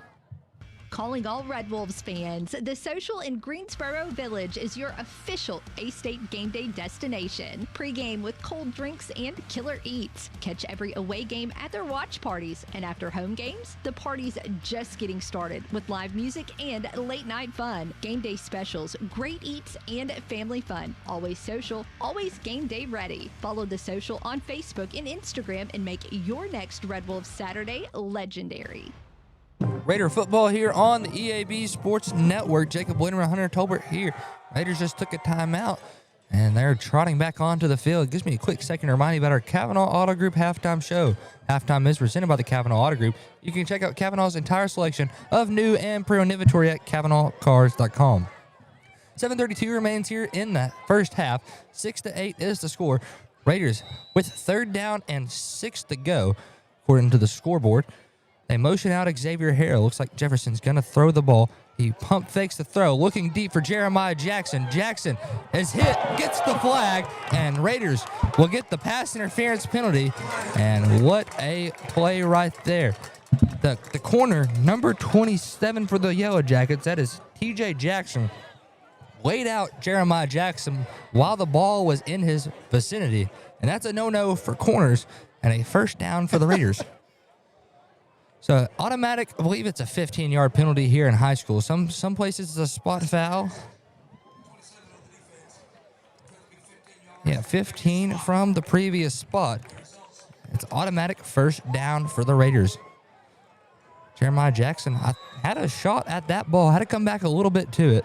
Ever didn't get the opportunity. They hand it to Kamari Harrell. Harrell bounces up the middle and only gets about a yard. So 2nd down and 9 for the Raiders. Ball will be spotted around the 23-yard line. And 2nd and 9. The Yellow Jackets doing a good job breaking up the run for the Raiders. The Raiders are known as a run-heavy team. Yellow Jackets walking up quite a few linebackers. Jefferson all alone. Gets the snap and is brought down in the backfield. Tried the quarterback sneak and did not work out. Loses about 2 yards there. Will be spotted at the 20. And makes it 3rd down and 12. The Yellow Jacket blitz played out perfectly right there. Raiders bringing out 4 receivers. So they got 4 guys probably going downfield. Jefferson and Harrell in the backfield. Jefferson goes hard count, and Yellow Jackets will jump. They'll get the automatic 5 there, so 3rd down and 7 to go. Jumping off sides is number 79, C.J. Duckett, a freshman for the Yellow Jackets. He's a good-sized defensive lineman and still has a lot of high school career left to be playing. So automatic 5-yard penalty, ball spotted at the 25. 3rd down and 7 yards to go for the Raiders. Raiders probably switching around the game plan. Raiders bunch it up with their 2 receivers on each side, close to the line. They motion over a receiver. Jefferson gets the snap. Yellow Jackets bring 5. Raiders throw to Harrell, and he is hit quick. And that is number 7, Christian Wynne, with the tackle. And Kamari Harrell got hit pretty hard there. Saw a lot of helmet-to-helmet contact. However, targeting is not a call in high school, I don't think. It might be. We're unsure. Yeah. I know helmet-to-helmet contact is... It might just be a personal foul. Could be. I know it's hard to eject somebody from a game here in high school. It is. Makes a little bit of a difference. 4th down and about 6 yards to go for the Raiders, and they're going to bring out Javion Lyons and the punting crew. The Yellow Jackets line up heavy. They're sending the house, and Javion Lyons gets the punt off, and that ball will bounce and take a good-sized Raider roll, and it's being marked down at the 44. And the Raiders have to bring back out the defense here. 5:07 remaining here in the second quarter. Punt is down at the 44-yard line. 6-8 is the score. Raiders down 2 with 5:07 remaining here in the half. Make sure you stick around for our Kavanaugh Auto Group halftime show. Halftime is brought to you by the Kavanaugh Auto Group. You can check out Kavanaugh's entire selection of new and pre-owned inventory at KavanaughCars.com. Glad you are joining us tonight as Wynne brings the offense back out on the field. 2 down fullbacks as McDaniel going to keep himself, and he's met in the backfield, and he's not going anywhere. A 1st and 10 stop at the line of scrimmage. So 2nd down and 10 for the Yellow Jackets. 4:52 and ticking here in the half. 6-8 is the score. Raiders down by 2. Raiders defense put together a different game plan, and they're getting to the football a lot quicker right now. Raiders with looks to be 4 down defensive linemen. 3 down and 2 walk-up backers leading towards the strong side. Yellow Jackets fake the handoff. They're rolling out to pass. Pass is knocked away by James Jackson. What defensive stop that is right there. 3rd down and 10 for the Yellow Jackets. Noah Stewart couldn't get a hand on it because James Jackson said, "I don't think so, pal." No way, Jose. Jackson had a pretty big pick earlier this season against Harding Academy. Really sealed the deal. And he's a heck of a corner. Glad to see him out there on the field. Jackson's only a junior, so we'll get to see a little bit more of him next year. The Yellow Jackets bringing it back out the offensive crew. 3rd down and 10 yards to go. A motion across Noah Stewart. McDaniel sitting under center, fakes the handoff. He's rolling out, looking to throw, trying Kylan Hendricks, and it's incomplete. 4th down and 10. Yellow Jackets getting no yards there. He wanted Noah Stewart, however, put too much oomph on the ball and overthrew it. So 4th down and 10, and here comes the punting crew for the Yellow Jackets. Couldn't have said it better. I like the sound effects that you use.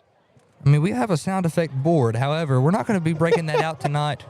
I mean, it's probably for the best I don't start playing with the special effect voices. Probably cost me to lose my job here at EAB. 4th and 10 for the Yellow Jackets, and they're going to punt this one away. Yellow Jacket punter, number 15, puts that one high in the sky and really spiraling punt. Kylan Hendricks didn't touch it, and it's going to be down around the 20. I'm going to say about in between the 20 and 19-yard line. And 1st and 10 for the Raiders. Raiders looking to move the ball a little bit better on this drive. The Yellow Jackets are sending the house, blitzing very heavily. And that's hard to stop for any offensive line, no matter if you're the best offensive line in the state could be the worst offensive line in the state. A blitz is hard to guard, especially when they send 5 or 6 guys. They only got six down linemen on a busy night, and this time it's Harrell up the middle. He gets the first down and some. They're going to say he got about 15 yards on that carry, so 1st and 10 Raiders, and Xavier Harrell toting the ball well. The X-Man. Nettleton Raiders move the ball with 3:55 remaining here in the half. 6-8 is the score. Raiders down by 2. And Jefferson this time rolling left, looking, finds Jordan Orr. Orr fighting Ford. I'm going to see where Ford Progress will mark him. I'm going to say Ford Progress, he only got a yard. It was a comeback route. But I feel like he got at least the 3. They're going to say he got 2 yards there. So 2nd down and 8 to go for the Raiders. Raiders pulling out some different tricks in the arsenal. It's Harrell and Jefferson. They motion. Jeremiah Jackson handed up to Xavier Harrell. And the Yellow Jackets have him wrapped up. Number 4, Noah Stewart, held on to his leg for dear life. He did not want Xavier Harrell breaking out a run there. And Xavier has every power and his ability to do it. Giving him the good old bear hug. Raiders bring out 5 receivers, take the running back out of the equation. Jefferson sitting alone in an empty set. This is where Wynne will blitz. Jefferson will have to get rid of it quick. Wynne's blitzing 6. They find Jordan Orr. Orr gonna only get about 3 yards there. So 4th down and 3 to go. We've got 2 minutes and 38 seconds ticking right now. You almost want to go for it right here. It is a tricky call for sure for Coach Hampton. Let's see what Coach is going to do. He's talking to the referee. I'm not sure what he's saying to the referee. And 2:20 in ticking as Hampton is talking. I believe he's saying something about clock issues. I'm really unsure. He might want some play clock to dwindle out before he takes his timeout. Figure that is what's going on. He wants to take a quick timeout. And let's see. Nobody's moving on the Raiders side. I mean, they don't even have the play lined up. And timeout on the field. Timeout Raiders. 1:52 remaining here in the second quarter. 6-8. Raiders down by 2, but are driving. We're going to take a 30-second break. When we come back, we'll have 4th down and 4. Back in 30 on the EAB Sports Network. Precision Lawn Management brings expert care to every yard they service. Every blade of grass is cut just right. Every edge is trimmed with sharp accuracy. Every landscape is designed with an expert touch because precision matters. Like a surgeon's steady hands in the operating room, an artist's perfect brushstroke, or a pilot making a flawless landing. True professionals don't settle for good enough. When it comes to your lawn, neither should you. Call Precision Lawn Management today at 870-275-5769. Precision Lawn Management, because a great lawn is no accident. Raider football here on the EAB Sports Network. 1:52 and remains here in the second quarter. Nettleton coming out of the timeout. They are going to punt it. 6-8 is the score. Raiders down by 2, and Javion Lyons getting ready to punt this one and try to pin it deep into Wynne territory. Wynne brings out Christian McDaniels to return the punt, the sophomore quarterback. And the punt snap high, and Lyons puts a good punt on that one. And McDaniels is going to watch it run, and he touched it. Ball's loose. Let's see who's under it. Jeremiah Jackson with the football. And Raiders take over at the 7-yard line. That's huge right there. 1:38 remaining here in the second quarter. Raiders down by 2, 6-8. But they have the ball at the 7. And this is the spot the Raiders want to be in. A iffy call, however, Ashton McDaniels is a sophomore. I mean, tried to recover that punt as it was rolling. Couldn't get a hand on it. Got creamed. And then the Raiders picked it up, have it at the 7. Jeremiah Jackson was the man who recovered. It's number 9, Xavier Harrell in at quarterback. He motions Marcus Jefferson. They're going to run it with Harrell. Harrell bounces outside. He has the gap. Touchdown, Xavier Harrell from 7 yards out. Makes it 12-8. 1:32 remaining here in the second quarter. And Nettleton's going to go for 2 here. The Nettleton Raider cheerleaders are asking, who's got that Raider pride? And the Raider faithful are saying, we got that Raider pride, as Nettleton will score right here. Wanting to go for 2 to give them a 6-point cushion instead of a 4-point cushion. 1:32 remaining here in the second quarter. The muff punt is a disastrous play for the Yellow Jackets. Harrell fighting forward. Let's see if he made it in. They're going to say short. And so Nettleton only hold on to a 4-minute lead. 4-point lead with 1:32 remaining here in the second quarter. Raiders will try to move the ball down the field. I want to remind you about our Kavanaugh Auto Group halftime show. Halftime is presented by the Kavanaugh Auto Group. Check out Kavanaugh's entire selection of new and pre-owned inventory at KavanaughCars.com. Also, glad you're joining us tonight. On a very humid night, you can see the fog in the sky. A nice clear haze coming across the Yellow Jacket field. I believe this is one of the many Jordan stadiums. I see Jordan on the scoreboard. I know Brooklyn is also Jordan Stadium. And let's see what Drew Gossett will do this time on the kick. Last time, almost had a onside kick that went well. Gossett, I wouldn't say Gossett is a deep threat kicker. He won't give you a touchback, but he will put it in a good spot for the Raiders. Sure will. Gossett walking this one up and goes low to the ground, and Wynne will recover it this time at the 40. 1:32 remaining here in the second quarter. 12-8. Raiders up by 4 after a blocked field goal and a no good, incomplete 2-point conversion. And Grant Owen is the returner of that kick. He fell on it right at the 40. So 1st and 10, Wynne with 60 yards to the end zone. They will get the ball back at the end of this half, so they will have first possession in the third quarter. Nettleton did elect to receive the toss.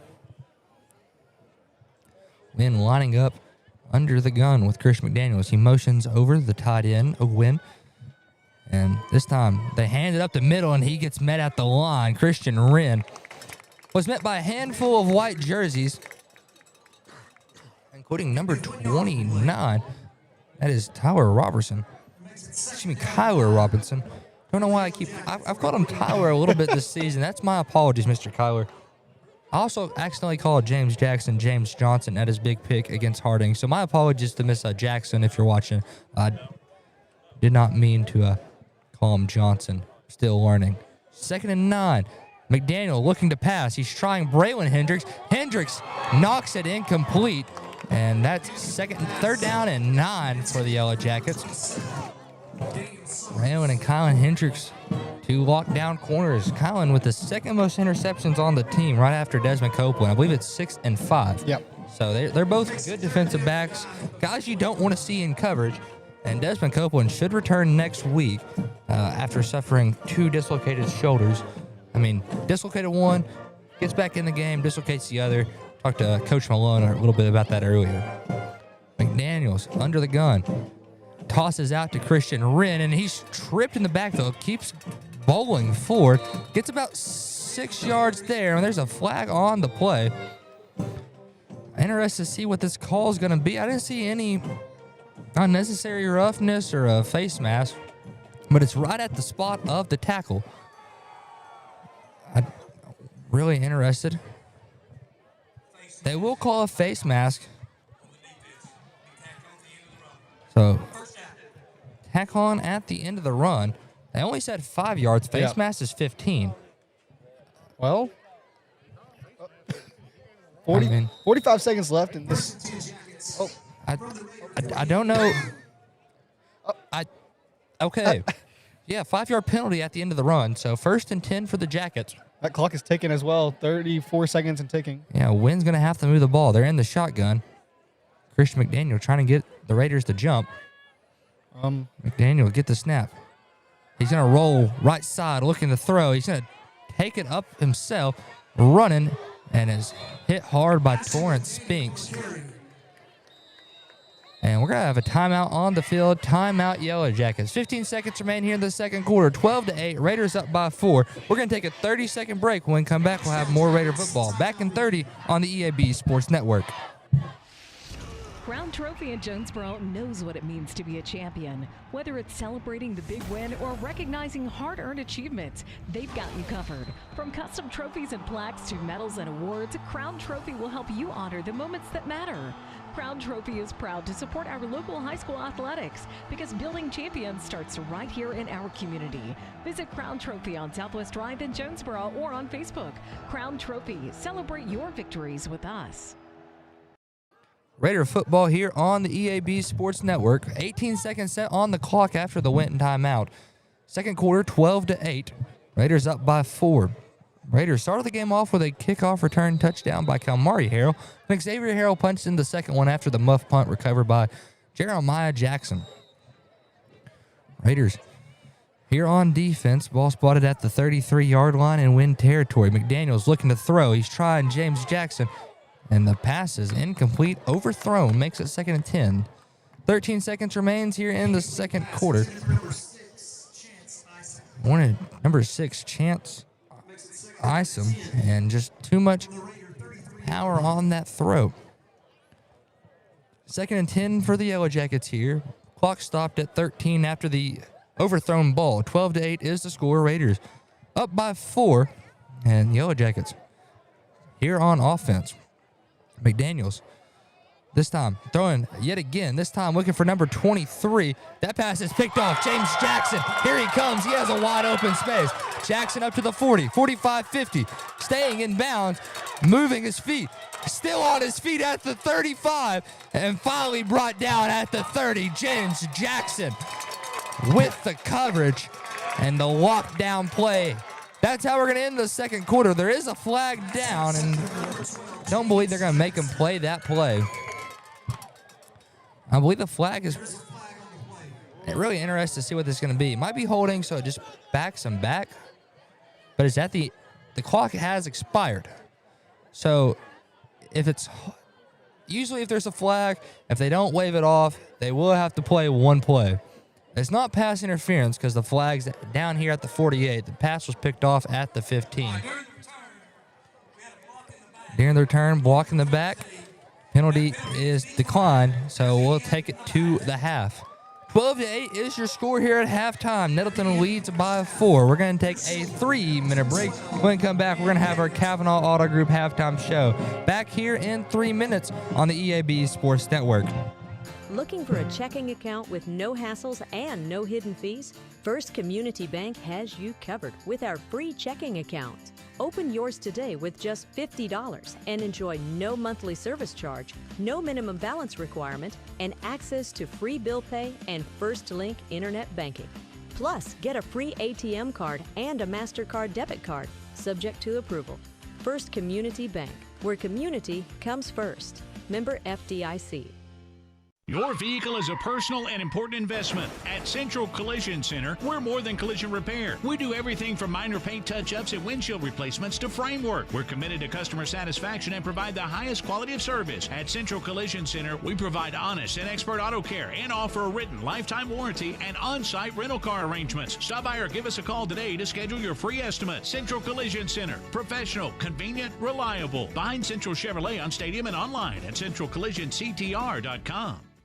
Put your daily office routines in the hands of people you can trust. Forrest Office Machines, your authorized Sharp document systems dealer in Jonesboro. This is Barry Forrest. My family's been taking care of equipment needs of businesses just like yours since 1965. I would love to work for you today. Put your daily office routines in the hands of people you can trust. Forrest Office Machines, your authorized Sharp document system dealer at 1005 G Street in Jonesboro, 932-7852. Call Forrest Office Machines today. More reasons to go to Wings to Go. TVs everywhere and variety of wings. From mild to, well, really hot. Just about any flavor you can imagine. Burgers, catfish, shrimp, tenders, salads, great food and atmosphere. Not to mention the sides and desserts and other stuff. 2 locations on Alexander and on Parkwood off Red Wolf. For 25 years, Wings to Go is the original and best place for wings in Jonesboro. Well, we think it is anyway. Wings to Go. Sports and wings. Life is good. Wings2go.hungerrush.com for online ordering, DoorDash available, and Wacky Wednesday with 75-cent boneless wings. The home of the best new and used sports equipment in Northeast Arkansas is Play It Again Sports. If you've got quality gear you're no longer using, just bring it in. Play It Again will pay you money. Want to test out a bat before you buy? Play It Again's rental program lets you test it out. And if you decide to buy, a big chunk of that rental fee goes towards your purchase. Visit Play It Again Jonesboro on Facebook for the latest deals. And come by 2006 South Caraway. Play It Again Sports, where everybody plays. Your specialty print and ship store is the Safe Ship Store in Jonesboro. Owner David Leonard wants to help you with all your shipping and printing needs, and they'll always give you the best customer service and highest quality product for the absolute lowest prices in town. So, when you need something packed and shipped, or when you need printed products, call the Safe Ship Store. Come in today to see all they have to offer. For the best customer service, quality, and prices, visit the Safe Ship Store, 2500 Alexander Drive, Suite C in Jonesboro, 870-333-5068. Welcome back into our Kavanaugh Auto Group halftime show. Halftime is presented by the Kavanaugh Auto Group.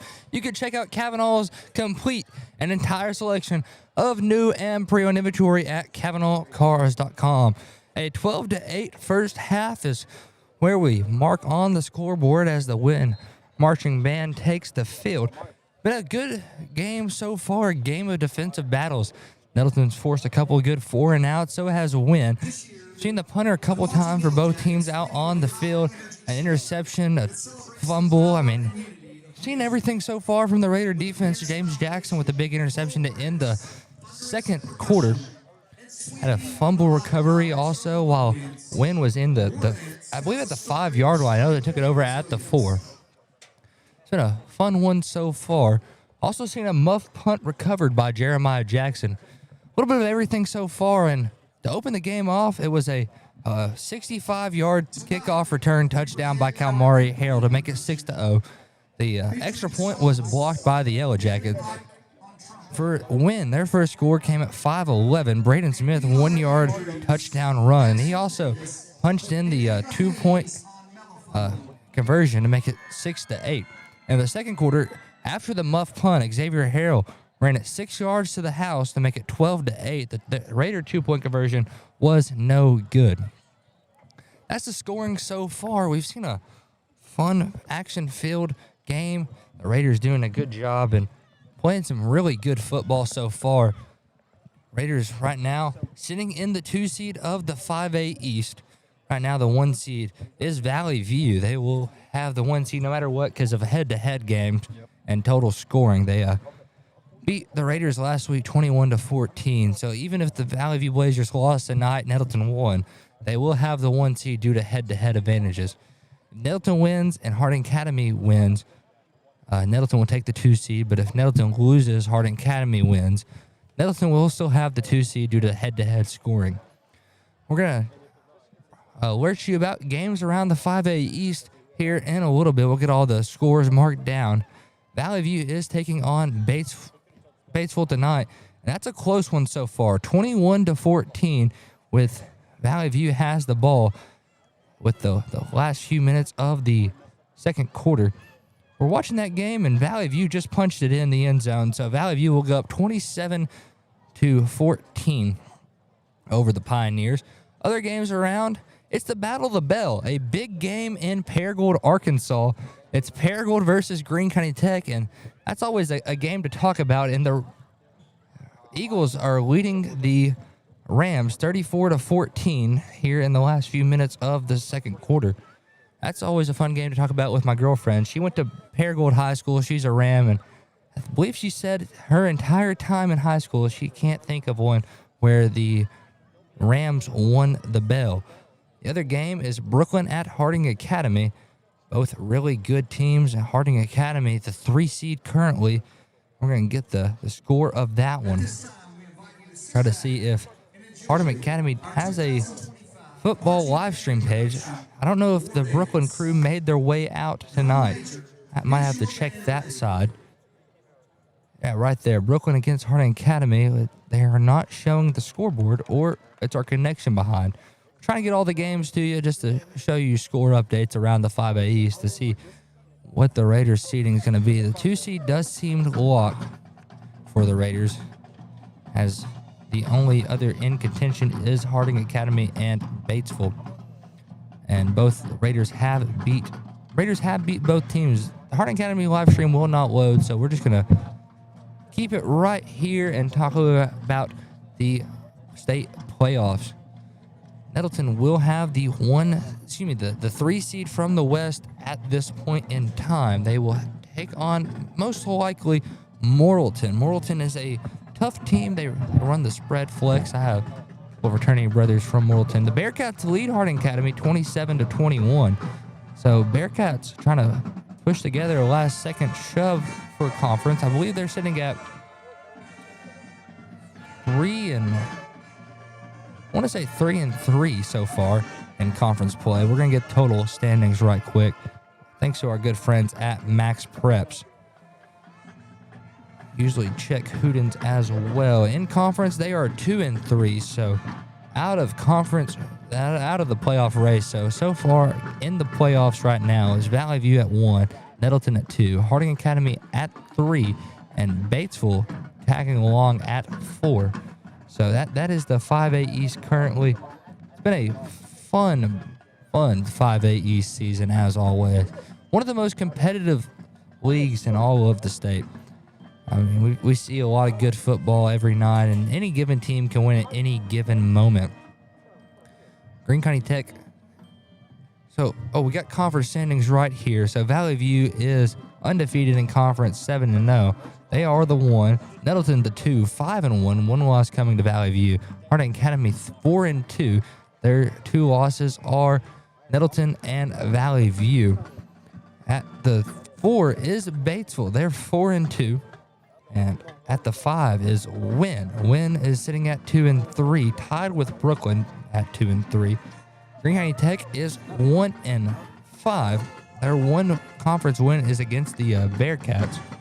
And not the Bearcats, against the Yellow Jackets. They beat Wynne.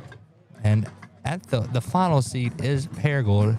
Haven't won a conference game just yet, 0-6.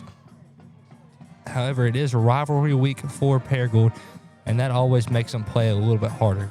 I tell you what we're going to do. Let's take another 3-minute break. When we come back, we'll have more Raider football back here in 3 on the EAB Sports Network. Crown Trophy in Jonesboro knows what it means to be a champion. Whether it's celebrating the big win or recognizing hard-earned achievements, they've got you covered. From custom trophies and plaques to medals and awards, Crown Trophy will help you honor the moments that matter. Crown Trophy is proud to support our local high school athletics because building champions starts right here in our community. Visit Crown Trophy on Southwest Drive in Jonesboro or on Facebook. Crown Trophy, celebrate your victories with us.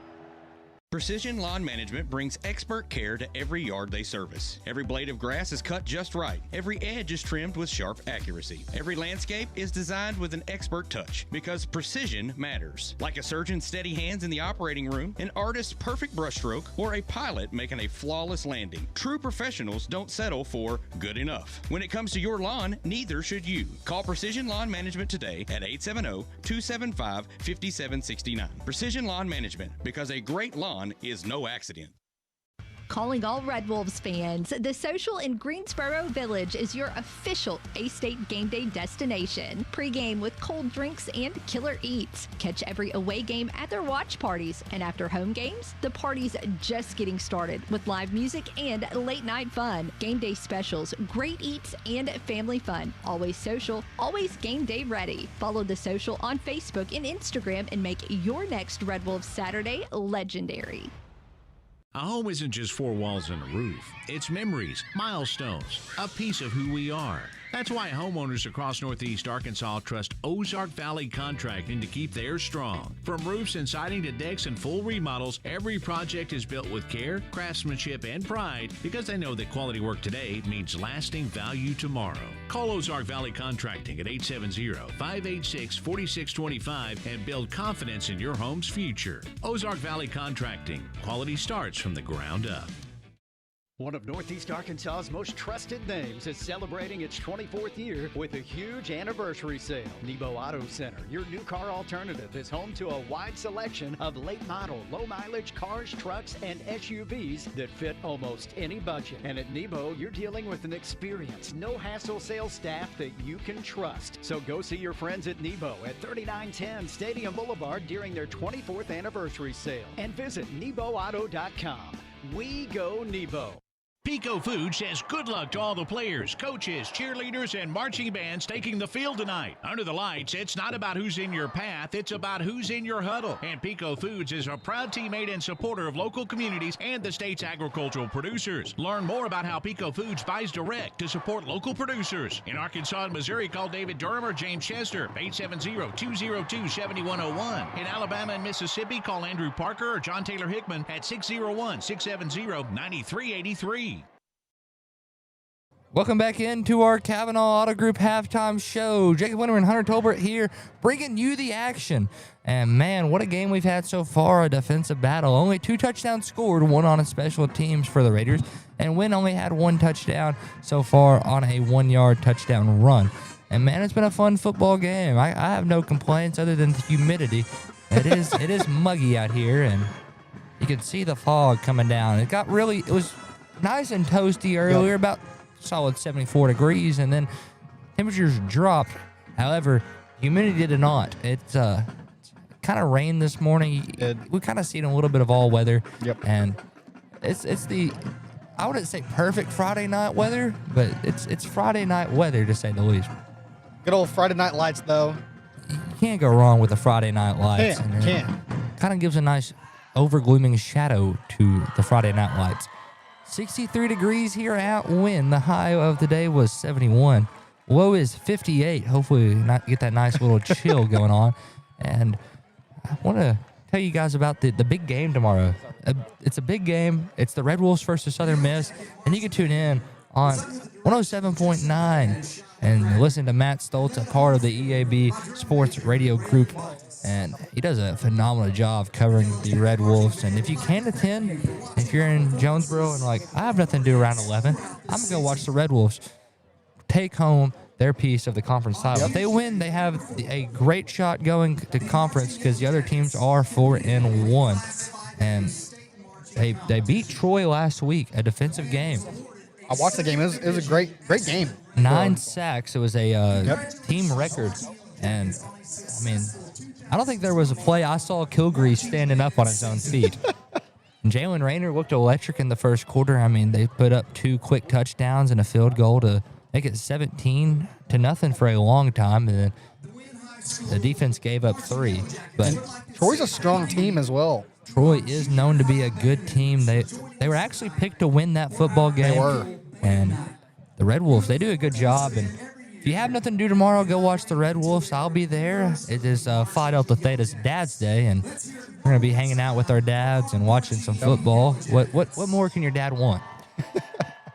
About 5 minutes away from the stretching period here in the Kavanaugh Auto Group halftime show. Halftime is presented by Kavanaugh Auto Group. You can check out Kavanaugh's entire selection of new and pre-owned inventory at KavanaughCars.com. I mean, you could really check out anything there at Kavanaugh Auto Group. I mean, whether it's a truck, SUV, a Mustang. I mean, if you want a Mustang, you can go to Kavanaugh Auto Group, go to their Ford website, and get a nice Mustang. I have a nice time just scrolling through, seeing all the options I've got. Yeah, you got a lot of options with the Kavanaugh Auto Group. You can really find anything you really want, new, pre-owned. I mean, it's guaranteed. They have it all. Raiders' offense is tuning up. I mean, you've seen a lot of improvement so far as the offense progressed throughout the game. A lot more holes opened up. The Wynne defense is getting tired, and Nettleton is capitalizing off of that. They also capitalized off a muff punt. You don't hardly see muff punts, and it wasn't a caught punt. The punt was rolling. It was rolling about around the 15-yard line. A good punt by Javion Lyons. Ashton McDaniels tried to get under it. He put his hand out for it. And he got absolutely smoked. Yep. And then Jeremiah Jackson came on top of the ball. Yeah, came on top of the ball, got the ball, and fell on it. Did a good job. Raiders had it at the 6, and Xavier Harrell punched it in off of a wildcat formation. He motioned over Marcus Jefferson. Marcus Jefferson, the quarterback.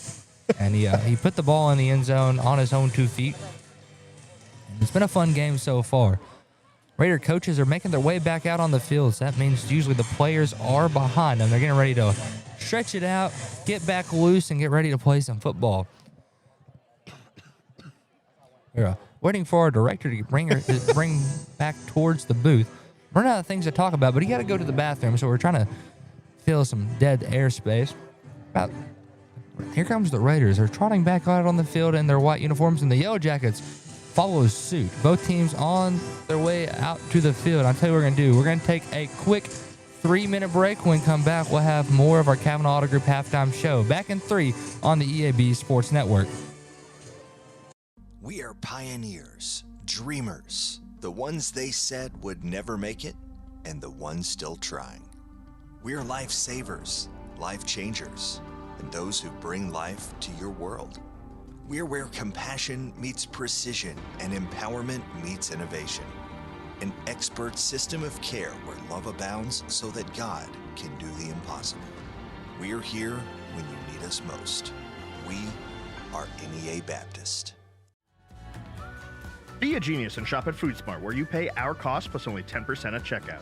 This week, save during our 3-day sale, Thursday, Friday, and Saturday, featuring Cook's shank portion hams for $1.48 a pound and 10-pound bags of Best Choice russet potatoes for $2.25. All week long, we have Smithfield bone-in center-cut pork chops for $1.77 a pound. Don't forget to tell your friends how much you saved at FoodSmart. First National Bank's roots run deep in Northeast Arkansas.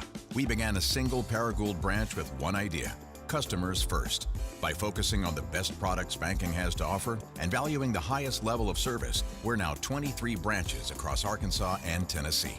As First National Bank grows, our roots only get deeper, and the mission remains the same: you first, always. Learn more about our products and services at fnbank.net. Member FDIC, Equal Housing Lender. Get huge savings now at every Kavanaugh dealership. Kavanaugh has a great selection of late model, low mileage, certified pre-owned cars, trucks, and SUVs. And most are still under factory warranty. We have every make and every model, so you're sure to find the vehicle you want. And when you buy at Kavanaugh, every new and used purchase comes with 1 year of free maintenance. Plus, we buy cars. Bring a vehicle, get a check. Come see us today at one of our dealerships or go to KavanaughCars.com.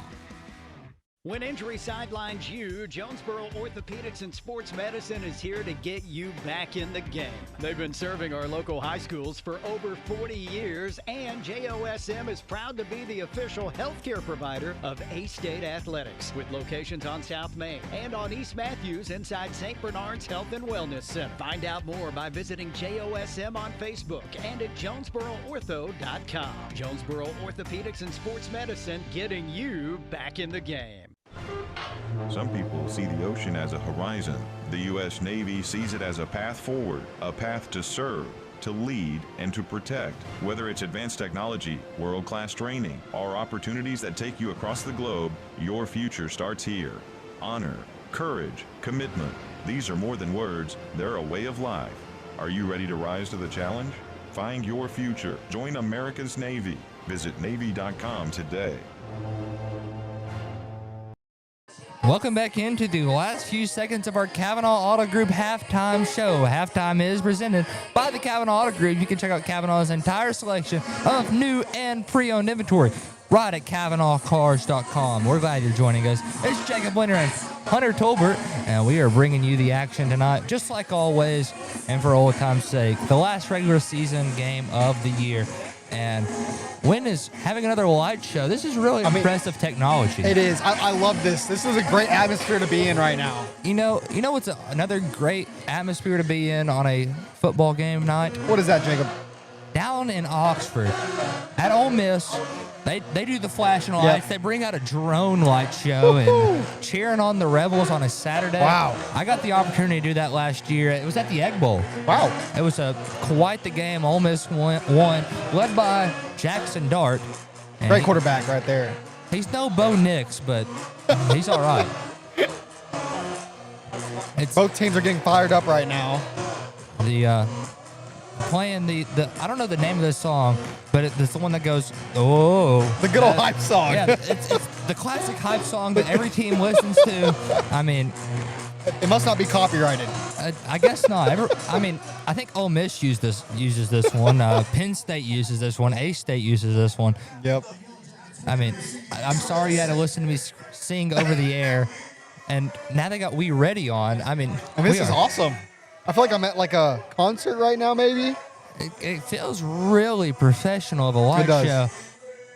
And me and Hunter Tolbert are sitting out in the bleachers right now. I mean, first time for everything for me, at least. Yeah, but we're excited to do it. We're happy to watch Raider football, and the light show is very awesome. And I'm glad to see some high school teams bringing that in, especially in the state of Arkansas. Arkansas football is some of the greatest football. It is. But also some of the most unscouted football. Drew Gossett on to kick this thing away. Let's see if he goes more of a squib ground kick or if he's going to put this one on a sky kick. Wynne has both lines up close. Not much room for air. This one is a short squibber and landed on by number 11 down at the 34-yard line. And that's where Wynne will take over 1st and 10. Both teams are very fired up right now to get back on this field in the third quarter. Saw a little bit of talking to after the play by two of the players, and we're ready to start off the third quarter. Good old Friday Night Lights for you. 11:59 here on the clock. 12-8 is the score. Raiders up by 4, and Wynne has it at the 34 for 1st and 10. McDaniel gets the snap, hands it off to Braden Smith. He's met in the backfield and gets back to the line of scrimmage. So 2nd and 10. Let's see. They're going to give him a yard. So 2nd and 9 for the Yellow Jackets. Yellow Jackets talking it over in the huddle, trying to get this play going. 12-8 is the score. Raiders up by 4. Game is on Nettleton Raider Athletics and 101.3 Bob FM. We're glad for you to be joining us tonight. McDaniel gets the snap. He's going to drop back looking to throw. Shifts out right side. Running backwards. He's chased down by McCuston and a few others. Now Torrance Spinks brings him down in the backfield, and we got flags on the play. I'm not sure on who. I believe it's going to be on the Yellow Jackets. But he's brought down at the 25-yard line. Let's see what the calling is. Referees are talking things over. Might be holding. Holding is a good guess. If it's holding, it's probably going to be declined. Raiders with a sack to force 3rd and forever. And let's see if it's an after the play thing. Flags were in the backfield. I don't think there was anything really. So referees are talking to Coach Hampton to see if he's going to accept or decline. So usually this is a good sign for the Raiders. I think if it's after the play, foul, it's going to be a spot foul. But if it's, let's see, personal foul, blindside block on the Yellow Jackets. So it's a 15-yard penalty from the spot of the foul, and so they'll move the Yellow Jackets back and replay 2nd down. So Raiders are in a good spot here. It's 2nd down and a forever to go from the 13-yard line. So they need good old country mile right there.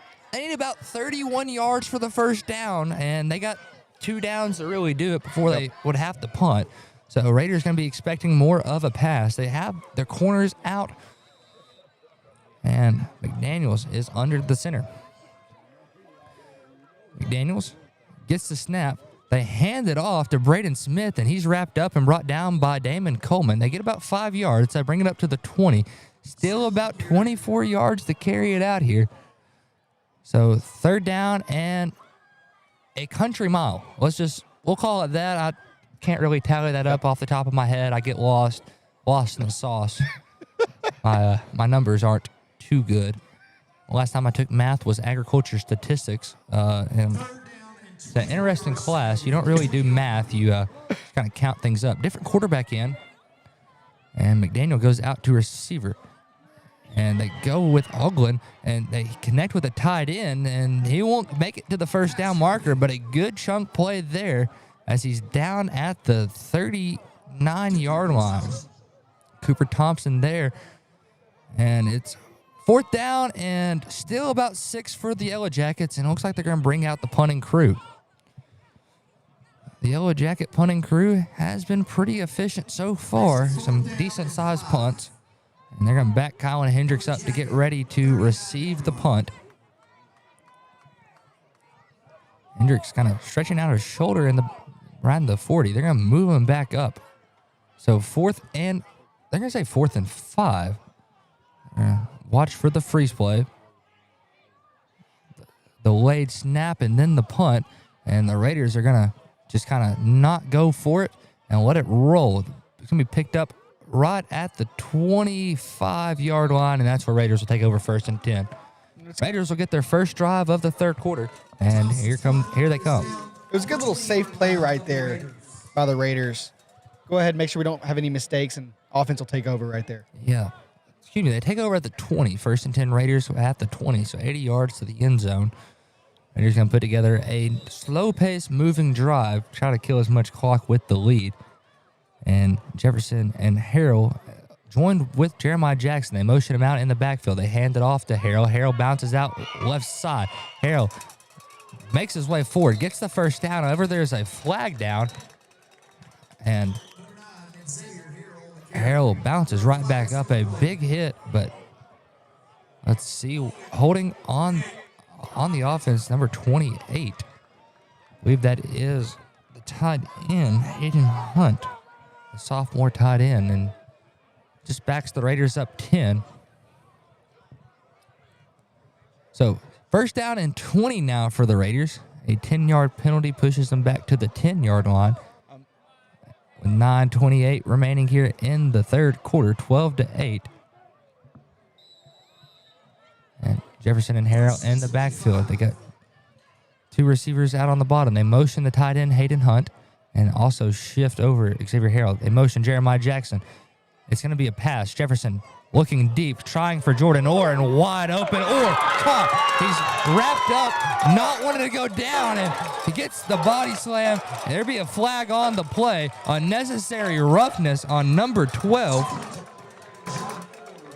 That is Evan McConnell, and he brought it all the way down to the 35-yard line, and very unnecessary right there. Yeah, I mean, you can't drop your hips and body slam. I mean, that's at least a banned rule in the NFL. This isn't WWE. Yeah, I mean, at least if it's gonna be WWE, give us sweet chin music. Let's do something cool out here.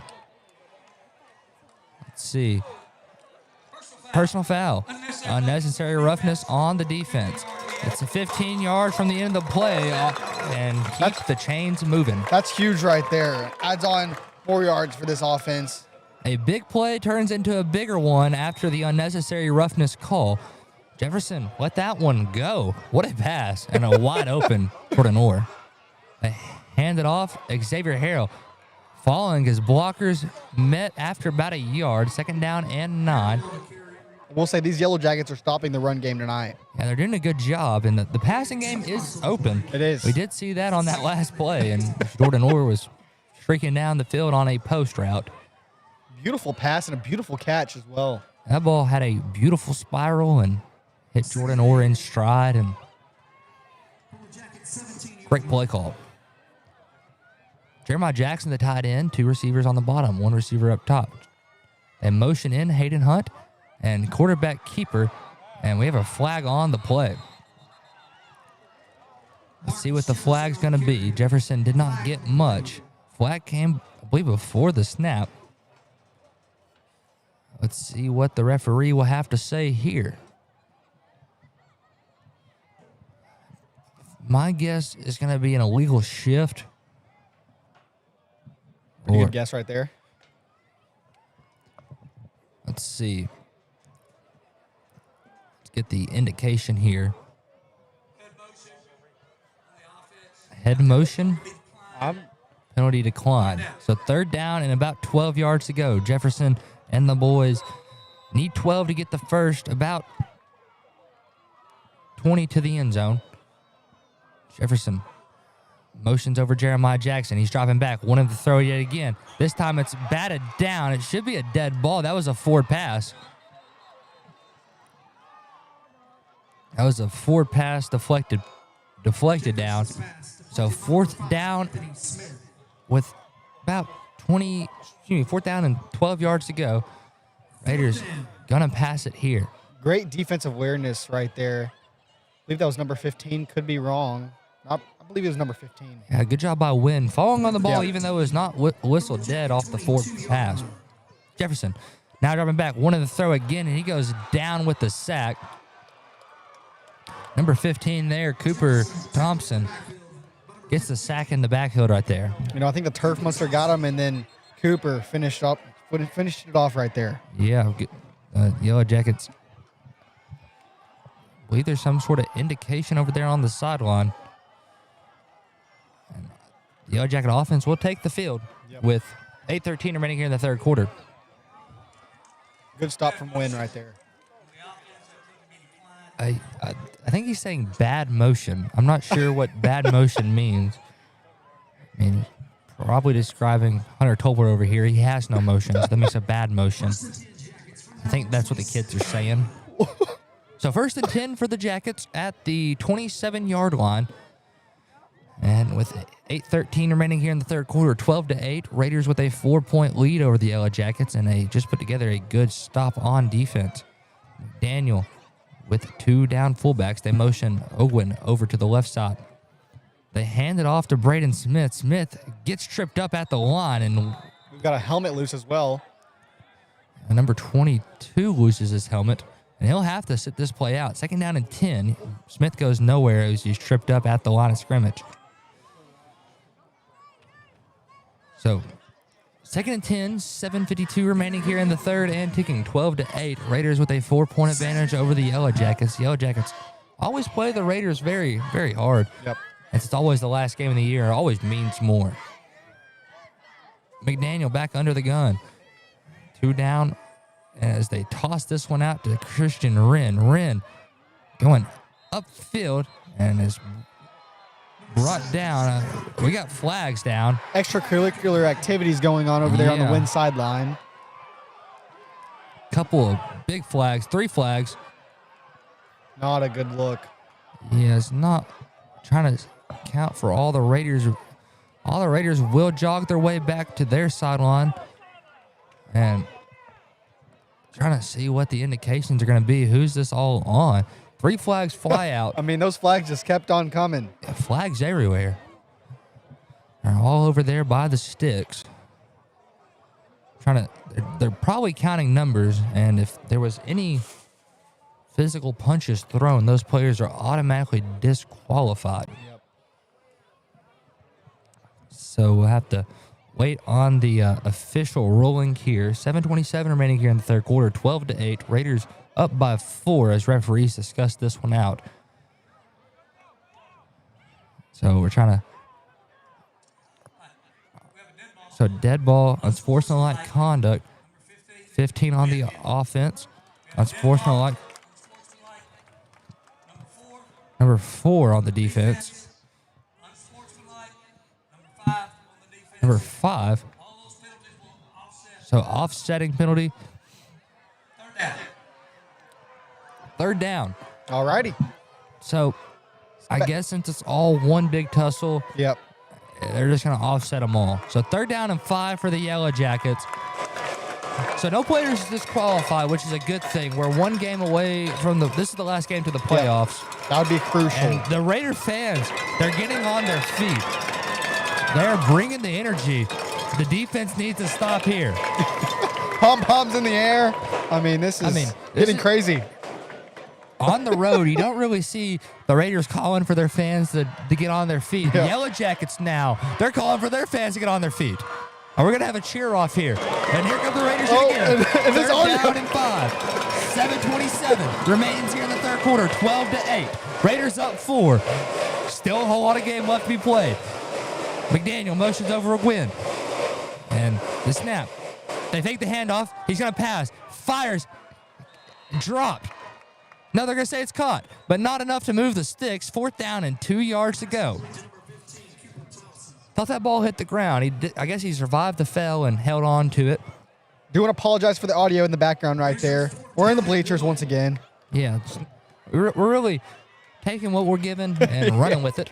7:01 remains here in the third quarter. 12-8. 4th down, and they're going to say 1. So they need a yard to move the sticks. McDaniels looking backwards. Trying to draw the Raiders off sides. We have a timeout on the field. Timeout Wynne, and we're going to take it with them. 6:44 remaining here in the third quarter. 12-8. Raiders up by 4, and we're going to take a quick 30-second break. When we come back, we'll have more Raider football. Back in 30 on the EAB Sports Network. More reasons to go to Wings to Go. TVs everywhere and variety of wings. From mild to, well, really hot. Just about any flavor you can imagine. Burgers, catfish, shrimp, tenders, salads, great food and atmosphere. Not to mention the sides and desserts and other stuff. 2 locations on Alexander and on Parkwood off Red Wolf. For 25 years, Wings to Go is the original and best place for wings in Jonesboro. Well, we think it is anyway. Wings to Go. Sports and wings. Life is good. Wings2go.hungerrush.com for online ordering, DoorDash available, and Wacky Wednesday with 75-cent boneless wings. Raider football here. 6:44 remains in the third quarter. 12-8. Wynne with 4th down and 1. The Raiders looking to put together a good 4th down stop. They get the stop here, it'll turn the ball over on downs. It'll be a crucial stop. The Wynne fans are on their feet. Nettleton fans are on their feet. Still got about 18 minutes and 44 seconds left to play here in this game. This drive could change everything. It could. McDaniels hands it off to Wynne. He bounces outside, gets the first down, gets hit, stays on his feet, and moving forward. And finally brought down at the 47-yard line in Jacket territory. 1st and 10 for Wynne. Christian Wren is a heck of a runner for this Yellow Jacket team. He's more of their long yardage runner. Braden Smith, more up the middle power football runner. So 1st and 10 here, 6:25 and ticking remains in the third quarter. 12-8. Raiders up by 4. Wynne driving the football. McDaniel under the gun. He is this time keeps it himself, runs it up the gun, and he is slung down after about 3 yards. So 2nd down and 7 coming up for the Yellow Jackets. And 6 minutes and taking remain in the third. Excuse me, they're going to mark it 2nd down and 6. PA guy says 5. I see 6, so we're all looking at different things, I guess. 5:43 and ticking here in the third quarter. 12-8. Raiders up by 4. McDaniel gets the snap. This time hands it up the middle, and he's stopped in the backfield. Number 22 got the handoff, Dorian Tibbs, and he goes up the middle for no gain and loses about a yard. So 3rd down and 6. And very good stop right there. The Raiders bust through the line like they own the place. So Yellow Jackets are trying to move the ball, and the Raiders are not allowing much. 3rd down and about 6 yards to go. The Raider fans cheering for the Raiders. Going, let's go Raiders. They motion Ogwin.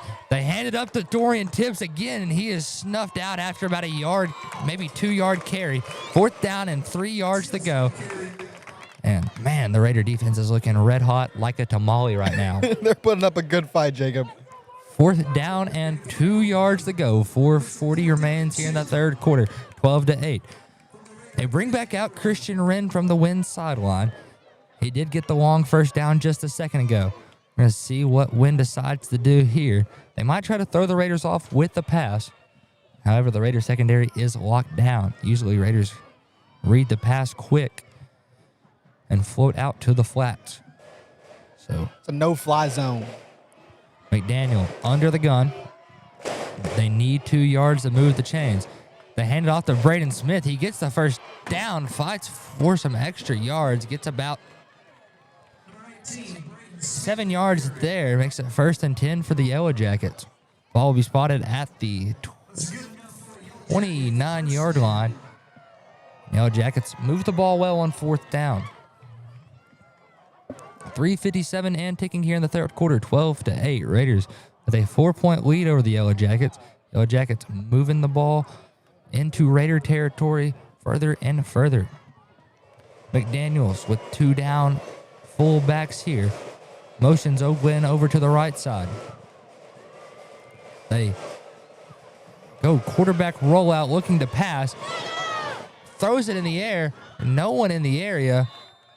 But he is out of the pocket, so no intentional grounding. 2nd and 10 for the Yellow Jackets.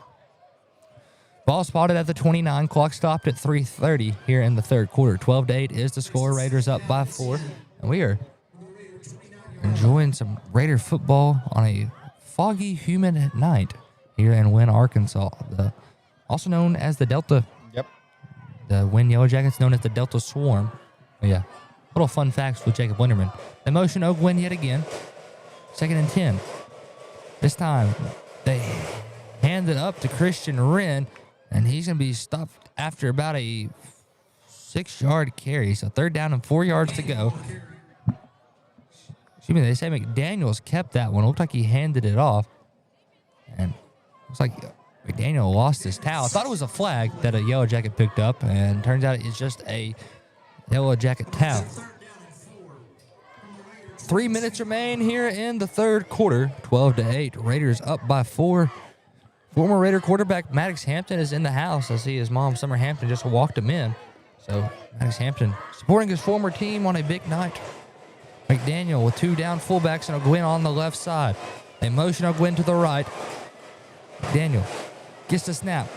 Hands it off to Braden Smith, and Smith, short of the sticks, makes it 4th and 1. So about a 4-yard carry there. Yellow Jackets going to have to move the ball up the middle here. 2:25 and ticking here in the third quarter. 12-8. Raiders up by 4 as the Yellow Jackets have to get the first down. They need about a yard, maybe 2. They're bringing out more of a jumbo, bigger package, trying to get the Raiders offset, kind of trying to push the pile forward. It's McDaniels and 3 down fullbacks. McDaniels hands it up to Braden Smith. He goes up the middle, gets the first down, still on his feet, and finally brought down at the 7-yard line. 1st and goal for the Yellow Jackets. Yellow Jackets moving the... 4th down is probably the best they move the ball, Hunter. I agree with you right there. Probably average about 10 to 10 yards per carry on 4th down. That's untypical. Usually on a 4th down play, you get just enough, but they get the sticks and some. So 1st and goal from the 7, 1:40 remaining here in the third quarter. Back down with 3 fullbackers. Nettleton loading up the box, not expecting the pass. McDaniel this time goes up to Christian Wren. Wren bounces outside, and he has the end zone. Touchdown Yellow Jackets from 7 yards out with 1:28 remaining here in the third quarter. 12-14, Jackets up by 2 with 1:28 remaining in the third as Christian Wren trots in for his touchdown there to make it a 2-point win lead. Looks like Yellow Jackets are going to be kicking this one to extend their lead to 3. 1:28 remaining here in the third quarter, so a long third quarter. I believe only 3 possessions held. And Yellow Jackets had the first one. They get put 4 and out. Raiders stall out in the red zone, and then we have a jump offsides penalty. I believe Yellow Jackets are just going to go for 2. Now they're switching out the teams. So special teams comes off, offense comes on. So they're going to move the ball up to like the in between the 1 and 3 yard line. So about at the 2. As Wynne's going to try another 2-point conversion and put them up 4. 12-14 is the score. 1:28 remaining here in the third quarter. A long drive for the Yellow Jackets. They've seen a lot of 4th downs and battled through all of those and put the ball in the end zone. It's McDaniels under the gun with 3 running backs. He's going to hand it off to Wren. He loses it, and the 2-point is no good. So 12-14 is the score. 1:28 remaining here in the third quarter. the fog is taking effect so far. See a lot of glasses fogged up around me, and it's been a fun game and really, really interesting football weather. 1:28 remains here in the third quarter. 12-14 is the score. Raiders down by 2, but we'll get ball here at the kickoff for the Yellow Jackets.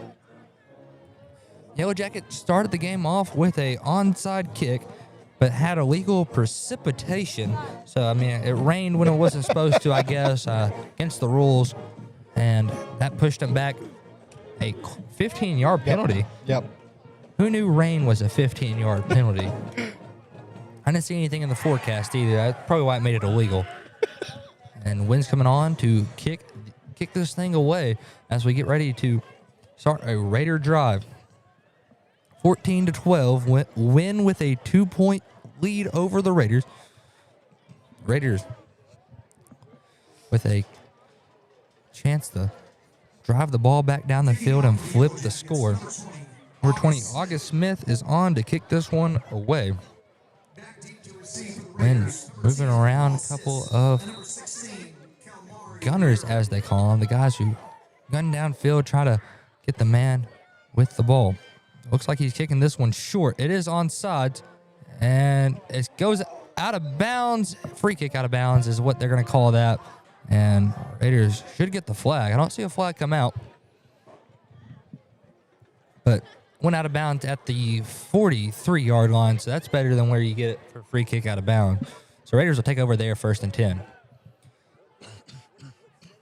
1:28 remaining in the third quarter, 12-14. Raiders down by 2, but with the football here, Marcus Jefferson trots out on the field with Xavier Harrell. They go 3. So we go trips on the bottom with number 11, Jordan Orr, 13, Christian McDaniel, and number 6, Jeremiah Jackson. A trip stack. Hayden Hunt on the line on the same side. So a 3-receiver stack is a new look for the Raiders. Jefferson gets the snap. Hands it off to Harrell. Harrell goes up the gut, stays on his feet, fighting forward. He gets the first down and some change. And that's about a 15 or 16-yard carry as he moves it into Jacket territory. Nettleton first down. Clock stops as they move the sticks with 1:19 remaining here in the third quarter. Raiders getting the play across. Jefferson running the offensive line. No. 1st and 10. Ball spotted at the 43. They motion Jeremiah Jackson. Jackson now running back around. They hand it off to Harrell again. Harrell bouncing outside. Tried to use the stiff arm and goes down out of bounds after about 3 yards there. So first and 10 goes about 2nd and 8. They're going to say about 2 yards on the carry. So 44 seconds remaining in the third. So a 2 or 3 second separation on the play clock and game clock. 12-14, Raiders down 2. Jefferson in the shotgun. Gets the Jackets to jump off sides, and that's going to be a 5-yard penalty. Makes it about 2nd down and 3. Number 79 jumps off sides. 2nd time on the night. That's C.J. Duckett. The freeze play got him once. He is a freshman, so he's still learning a little bit more about the game of football and discipline. Raiders with 2 on the ball. They get the snap. They hand it off to Harrell. Harrell bouncing up the gun, and he's going to get the first down. So first down, Raiders. 15 seconds remains on the clock. Raiders will move the ball. I think that's how they're going to end the third quarter. Coach is actually going to call a play. 15 seconds and ticking. Raiders trying to get the quick play in before the end of the third quarter. About 8 seconds on the clock. Down to 5. Jefferson's going to have to get this one off quick. Jefferson gets the snap, and play clock expires. They give it to Kalmari Harrell. Harrell tried to stay on his feet, did not get a whole lot. Gets about 2 yards, and that's how we're going to end the third quarter and go into the fourth. 12-14, Raiders down by 2 going into the fourth quarter. There is a flag on the play. Let's see what that is. It's kind of around the defensive side of the football. Referees looking around. They're looking now towards Wynne. So holding on the offense. So a 10-yard penalty on the center, Sir Jonathan Freeman. And so that's 10 yards from the spot of the foul. Boy, they're going to make him run one more play to end the third quarter. Nettleton will jog over towards the sideline. I'm not sure if they're going to. Wynne chose to decline the penalty. It'd be third down going to the end of the third quarter. We're going to take a 30-second break. When we come back, we'll have the fourth quarter back in 30 on the EAB Sports Network. Put your daily office routines in the hands of people you can trust. Forrest Office Machines, your authorized Sharp document systems dealer in Jonesboro. This is Barry Forrest. My family's been taking care of equipment needs of businesses just like yours since 1965. I would love to work for you today. Put your daily office routines in the hands of people you can trust. Forrest Office Machines, your authorized Sharp document system dealer at 1005 G Street in Jonesboro, 932-7852. Call Forrest Office Machines today. Start of the fourth quarter here at Wynne Yellow Jacket Field. 12-14 is the score. 12 minutes set on the clock as the Raiders will have the ball. Third down, and they're going to say 9 to go. Raiders are in their own territory, so they got a good chance to find the end zone. The deep pass has worked so far tonight. We got to see a big one from Jordan Orr on a great post route with no one really near him. Finally wrapped up and pulled the unsportsmanlike conduct, the unnecessary roughness call. The Wynne Yellow Jacket Band, you hear them over the big speakers. I think they have a microphone over there.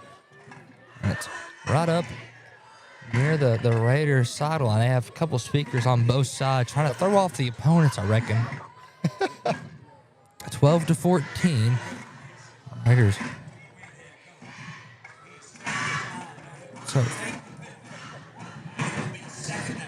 So Wynne is going to take the penalty. The referee said he gave the wrong information to the head coach. According to that ruling, it should be the start. They are not allowed to start the fourth quarter after that penalty. Penalty happened in the third quarter. He had to accept it. He had all the time. So let's get this information in.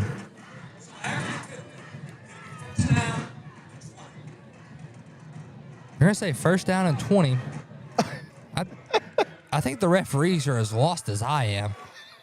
Because it was second down and 9. So it should be second and 19. They said first and 20. Is it loss of down due to the, I guess, negligence of the call?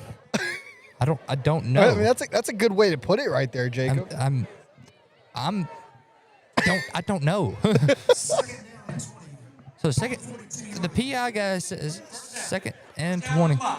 First down on the box. So first and 20 for the Raiders. I guess since he waited. Wait. So the referee just said first. Second shows over there. Now they switched it. Here we go. First and 20 for the Raiders. They motion out Xavier Harrell. Jefferson dropping, looking to throw. Flag down. False start. Don't know who moved first. So false start on the Raiders, make it first and 25. Still first down. Yeah, so the referee just tried to say after the snap. False start doesn't happen after the snap. We're all over the place tonight. Well, I mean, we're in the bleachers. We're out of place. I mean, it's been a hectic night. Still goes right after the snap, false start. If the ball snapped, I don't know how you could start any falser. I'm trying to think to help cover this referee, but I can't think of how it could be after the snap. So first and 25. Here we go. 11:56 remaining here in the fourth quarter. They hand it off to Xavier Harrell. Harrell following his blockers, moving up the field and gets about 11 yards there. Excuse me, a little bit more than 11 yards, about 14 yards. Great yardage right there. Moves the placement now to second and 11. Huge first play. For sure. 11:35 remains here in the fourth quarter. And it is ticking after the run play. 12-14. Raiders down by 2, but moving the ball well. Jefferson with 2 backs. Gets the snap. He's going to throw it. He's looking, finding Jordan Orr. It's batted down last second by the corner. Well, that's number 25, Ashton McDaniel. It was a great pass. As Orr was bringing it in, McDaniels came in and knocked his hands away. So 3rd down and 11 for the Raiders. Good Wynne defensive stop right there. McDaniels is also the Wynne quarterback, so wow. Corner, he can play anything that has back in it, I guess, because we've seen him run the ball as well. Jefferson in the gun, 3rd and 11. All alone, dropping back, wanted to throw, looking far side, looking for Jordan Orr, and just thrown a little too much. Orr couldn't bring it in, so 4th down and 11. So I think Raiders are going to go for it here on 4th down and 11. Might as well give it a shot. It's in their own territory. Ball will be spotted at the 34-yard line if it's a turnover. And, yeah, Raiders are going to go for it here. They got Jeremiah Jackson, Hayden Hunt, Kamari Harrell, Christian McDaniels. They got some receivers out there looking to make a play. We have a timeout on the field, timeout Nettleton. So 4th down and 11 with 11:10 remaining here in the 4th quarter. Timeout will be charged to Nettleton. We're going to take a 30-second break. We're going to come back. We're going to have the rest of the 4th quarter back in 30 on the EAB Sports Network. Your vehicle is a personal and important investment. At Central Collision Center, we're more than collision repair. We do everything from minor paint touch-ups and windshield replacements to framework. We're committed to customer satisfaction and provide the highest quality of service. At Central Collision Center, we provide honest and expert auto care and offer a written lifetime warranty and on-site rental car arrangements. Stop by or give us a call today to schedule your free estimate. Central Collision Center. Professional, convenient, reliable. Behind Central Chevrolet on Stadium and online at centralcollisionctr.com. Raider football here on the EAB Sports Network. Jacob Winderman here with Hunter Tolbert on the call. We got 4th down and 11 for the Nettleton Raiders, and 11:10 remains here in the 4th quarter. So this could be a make-or-break drive for the Raiders. Raiders, past 2 plays have aired it out, looking for Jordan Orr on both of them. Jordan Simmons, the usual target number 1, is out with an ankle injury. Jefferson gets the snap. He's looking to throw, trying to escape the blitz and can't, and Wynne gets him in the backfield.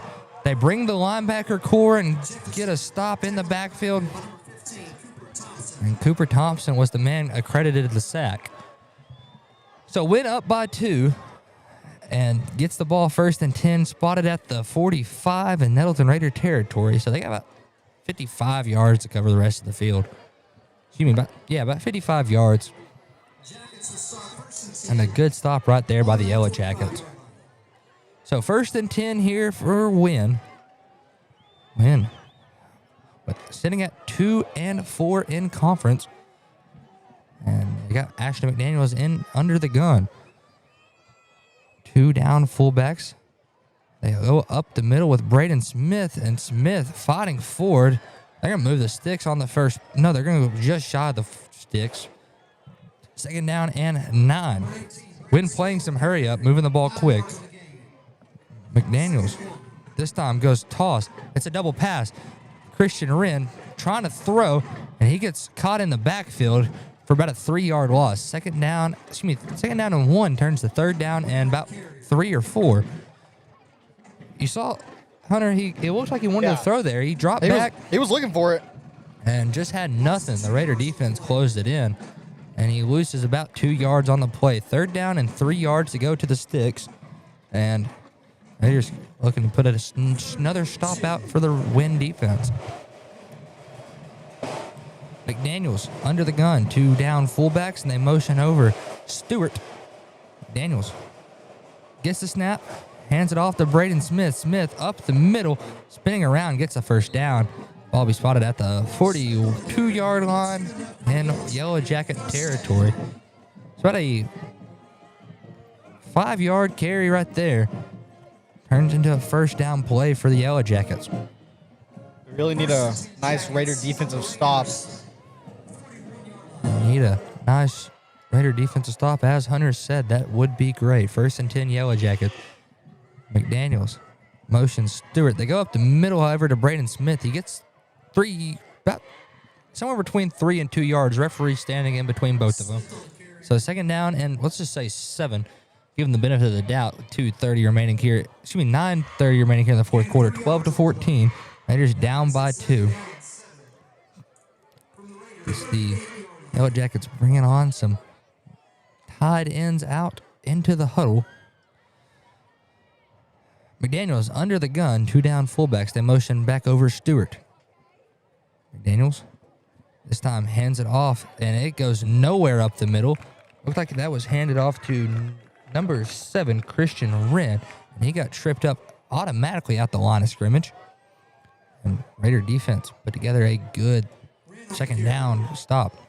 I'm going to say he lost about a yard. Still about 2nd and 7. He was in the ball spotter was in between the 6 and 7 mark. So still 3rd and 7. McDaniel probably have to pass here. He will pass. He's looking to throw out. He's Raiders in pursuit.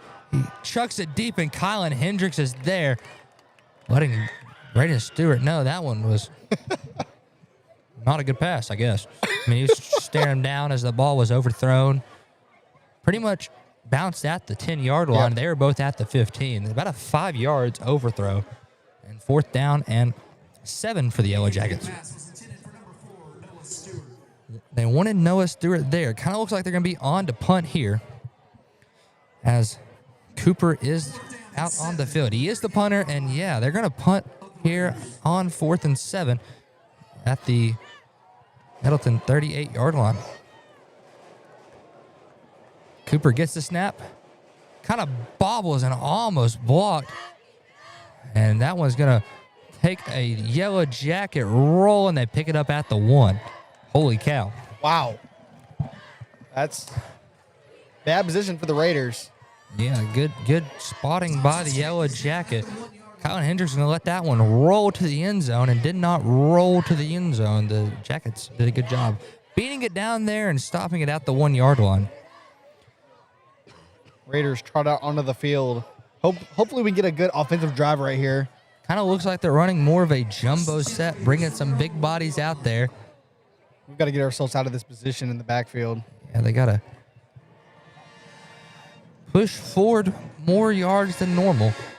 They got 99 yards to the end zone with 8 minutes and 16 seconds without trying to give up a safety. Wynne's going to load up the offensive line.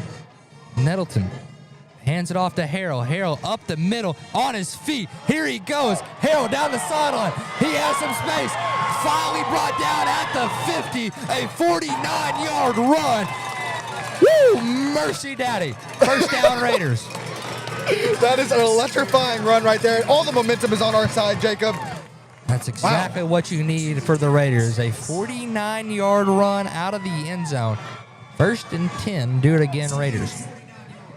8:03 remains here in the 4th quarter, and the chase down tackle was by Christian Wynne.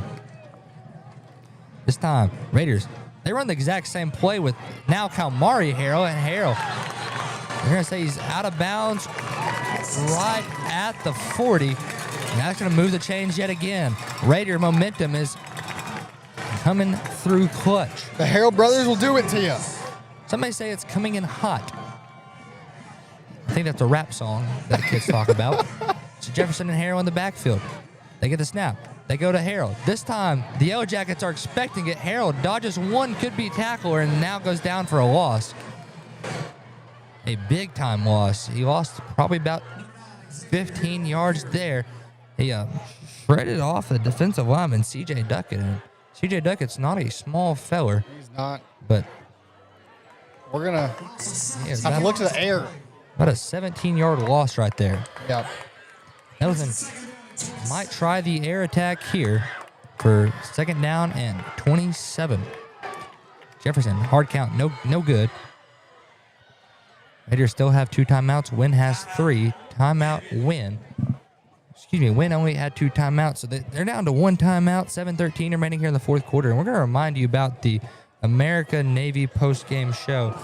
Be a part of a force that never quits. Visit Navy.com to find out more. We're glad you're joining us on this lovely Friday night. It's kind of getting a nice chill out now. Humid. Can't really complain too much about the weather. We get to experience all of the weather tonight out in the bleachers of the visiting team. So 2nd down and 27 when the Raiders break from timeout. Nettleton has 2 timeouts. Wynne has 1. 7:13 remains in the 4th quarter.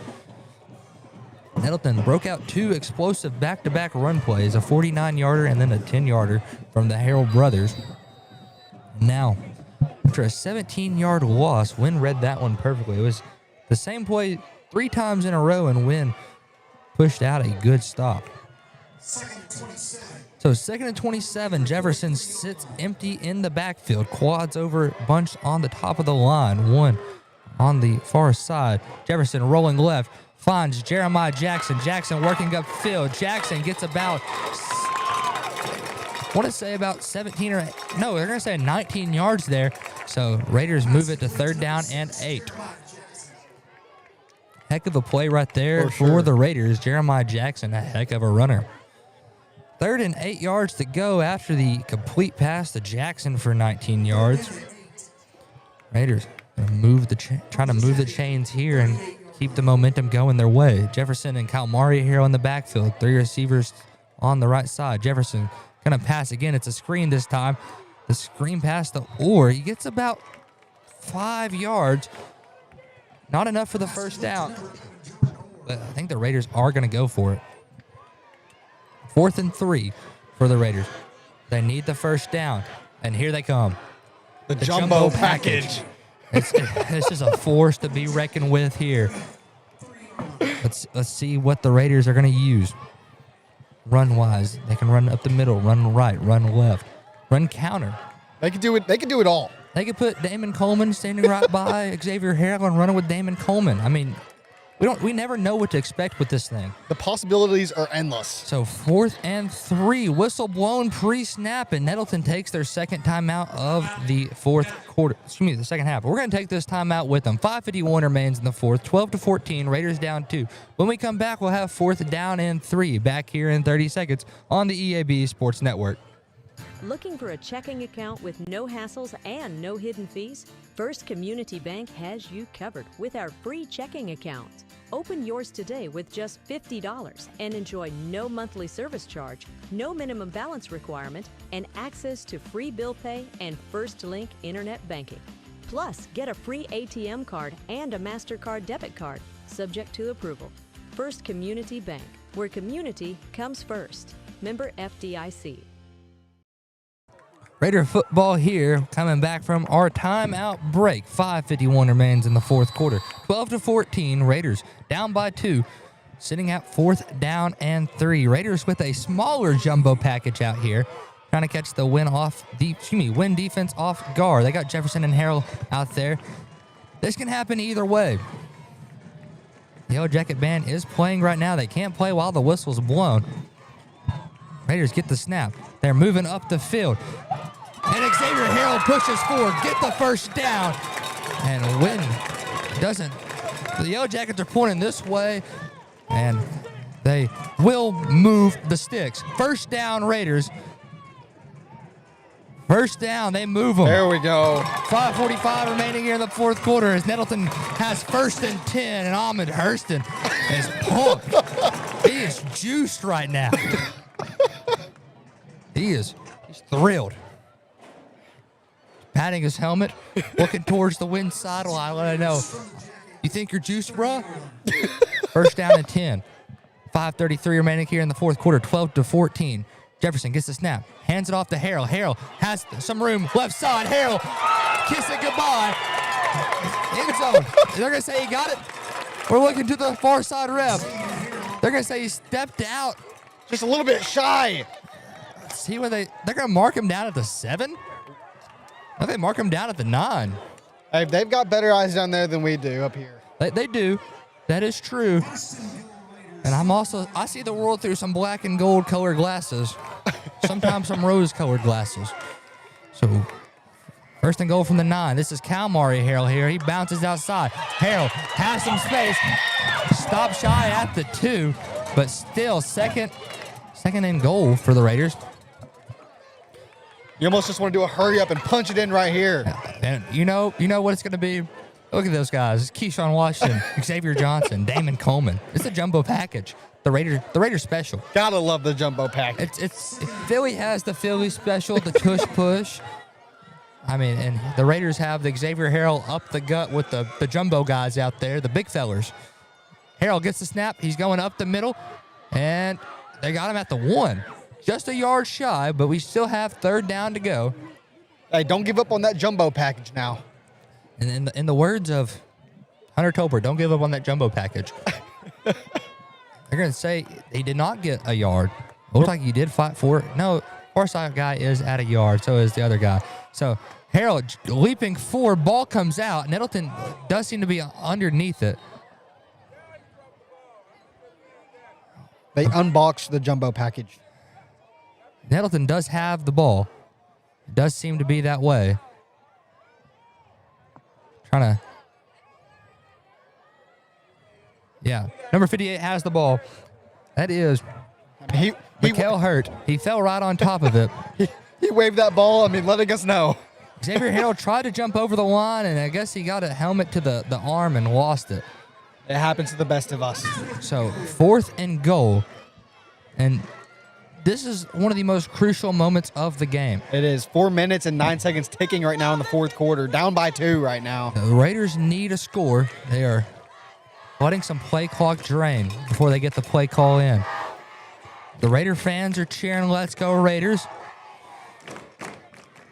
Raiders looking towards the sideline. I feel like the Raiders are about to use their final timeout. Whistle blown and timeout on the field, and we're going to leave it right here. 3:44 remaining here in the fourth quarter, 12-14. Raiders down 2. Have the ball at the 2-yard line for 4th and goal. The Raiders need to punch this one in. If they don't, they have no timeouts and have to stop a run-heavy offense. You almost question the field goal. I wonder if Coach is interested in it. You don't see Drew Gossett over there in the huddle. He's right here on the sideline, standing about at the 39-yard line. So Drew Gossett's not in. Doesn't seem to be in the conversation right now for Coach. We know he can make it from right there. Yeah, that's probably about a 13-yard kick. It's a lot closer than the normal. It is on the right hash, so he has to aim a little right. The Raiders drawing up the play, figuring things out in the jumbo package. They trot out on the field. The Raider cheerleaders getting the crowd hyped. Xavier Harrell is looking at the scoreboard, drawing up the calculation in his head. Wynne with about 9 or 10. They have 10 at the line. They give it to Harrell. Harrell is stopped shy. And that's number 3 with the stop. Grant Owen. And Wynne will take over first and 10 from the 5. Wynne loaded up the box and kind of played out the jumbo package perfectly. The Jackets have to move the ball 95 yards for the end zone. And hey, game's not over yet. There's still 3 minutes and 39 seconds left in this fourth quarter. Still a lot of game left to be played. The Raider defense did put together a good stop on the last drive. Wynne pretty much working out of the end zone. They have their fullbacks down at the goal line. They hand it up the middle, and Christian Wren fights forward, gets about to the 12-yard line, make it 13. So 2nd and 2 for the Yellow Jackets. The Yellow Jackets have ran the ball pretty well all night. Raiders here on defense need another stop just like the last drive. 12-14 is the score. Raiders down by 2, trying to put a stop here against the Yellow Jackets. McDaniel under the gun gets the snap. They're going to hand it off up the middle yet again. This time it goes to Braden Smith. They get him to the 21-yard line, so 1st and 10 for the Yellow Jackets. The Yellow Jacket band is, I didn't know they could play during a live play. Usually that is frowned upon and against AAA rules. But it is their senior night. I guess they do what they want. So 1st and 10 for the Yellow Jackets. 2:30 and ticking here in the 4th quarter. Raiders need a stop. Wynne with 3 down fullbacks, and McDaniel gets the snap. He's going to hand it off right side to McDaniel. And McDaniel gets about 7 yards there. Makes it 2nd and 3. Smith, a heck of a runner. 2nd down and 3 yards to go for the Yellow Jackets. 2 minutes remains here in the 4th. Average about 30 seconds between play call, getting the play out there, all the substitutes. Yellow Jackets trying to move the ball down the field, catch the Raiders off guard, and just kill out the remainder of the clock with their 2-point lead. 3 down fullbacks, quarterback under the center, 2 tight ends. McDaniel gets the snap, hands it back off to Braden Smith. Smith gets the 1st down, and that'll move the chains. 1st and 10 for the Yellow Jackets with 1:30 remaining here in the 4th quarter. And Nettleton out of timeouts, and Wynne can knee this thing away and call it a night from this point on. The referee talking it over with the head referee. This is the far sideline judge. And it was a well-fought game tonight. 1 minute remains here in the 4th. Wynne's about to, again, the play, all the players out there, they just need 2 knees and they'll call this one a night. Yeah, Wynne lines up here in victory formation. And Daniel will take the first knee there with about 45 seconds remaining here in the 4th quarter. Okay, take one more after the 40 marker, and it'll be end of the 9th. 2nd down and 12 for the Yellow Jackets as they get ready to take the 2nd knee and wrap this thing up. We'll have to take one more knee, and that'll be the end of it. Yellow Jackets upset the Raiders here tonight. 12-14, a 2-point win, and they take the knee, and that'll be the ball game. 12-14 is the final. Wynne wins by 2, makes it 14 with a 12-14 win. And Nettleton will move to just 5-2 in conference, and still should have the 2 seed locked away. Yep. It's been a fun game tonight, and we're glad we could bring you the action. I'll tell you what we're going to do. We're going to take a 3-minute break. When we come back, we're going to have the American Navy post-game show. Be a part of A Force Never Quits. Visit Navy.com to find out more. Back in 3 on the EAB Sports Network. Need top-notch farming and lawn gear? Visit First Choice Farm and Lawn, your Kubota dealer in Brooklyn. We get your need for reliable equipment. That's why we offer precision Kubota machinery for any task. From seasoned farmers to green-thumbed homeowners, we are working to keep you working. Find your Kubota match at First Choice Farm and Lawn on Highway 49 in Brooklyn. Achieve your goals faster with our Kubota inventory and top-notch service. Call 870-790-2301 or drop by today. Your trusted Kubota dealer, First Choice Farm and Lawn. Your vehicle is a personal and important investment. At Central Collision Center, we're more than collision repair. We do everything from minor paint touch-ups and windshield replacements to framework. We're committed to customer satisfaction and provide the highest quality of service. At Central Collision Center, we provide honest and expert auto care and offer a written lifetime warranty and on-site rental car arrangements. Stop by or give us a call today to schedule your free estimate. Central Collision Center. Professional, convenient, reliable. Find Central Chevrolet on Stadium and online at centralcollisionctr.com. There's nothing more important than your child breathing easily. Arkansas Children's Pulmonology Clinic in Jonesboro treats common to complex pediatric breathing conditions like obstructive sleep apnea, asthma, and rare lung diseases. With a family-centered approach, our medical team changes lives with nationally ranked care close to home for a variety of conditions from cystic fibrosis to sleep disorders. Visit archildrens.org/ACH Jonesboro.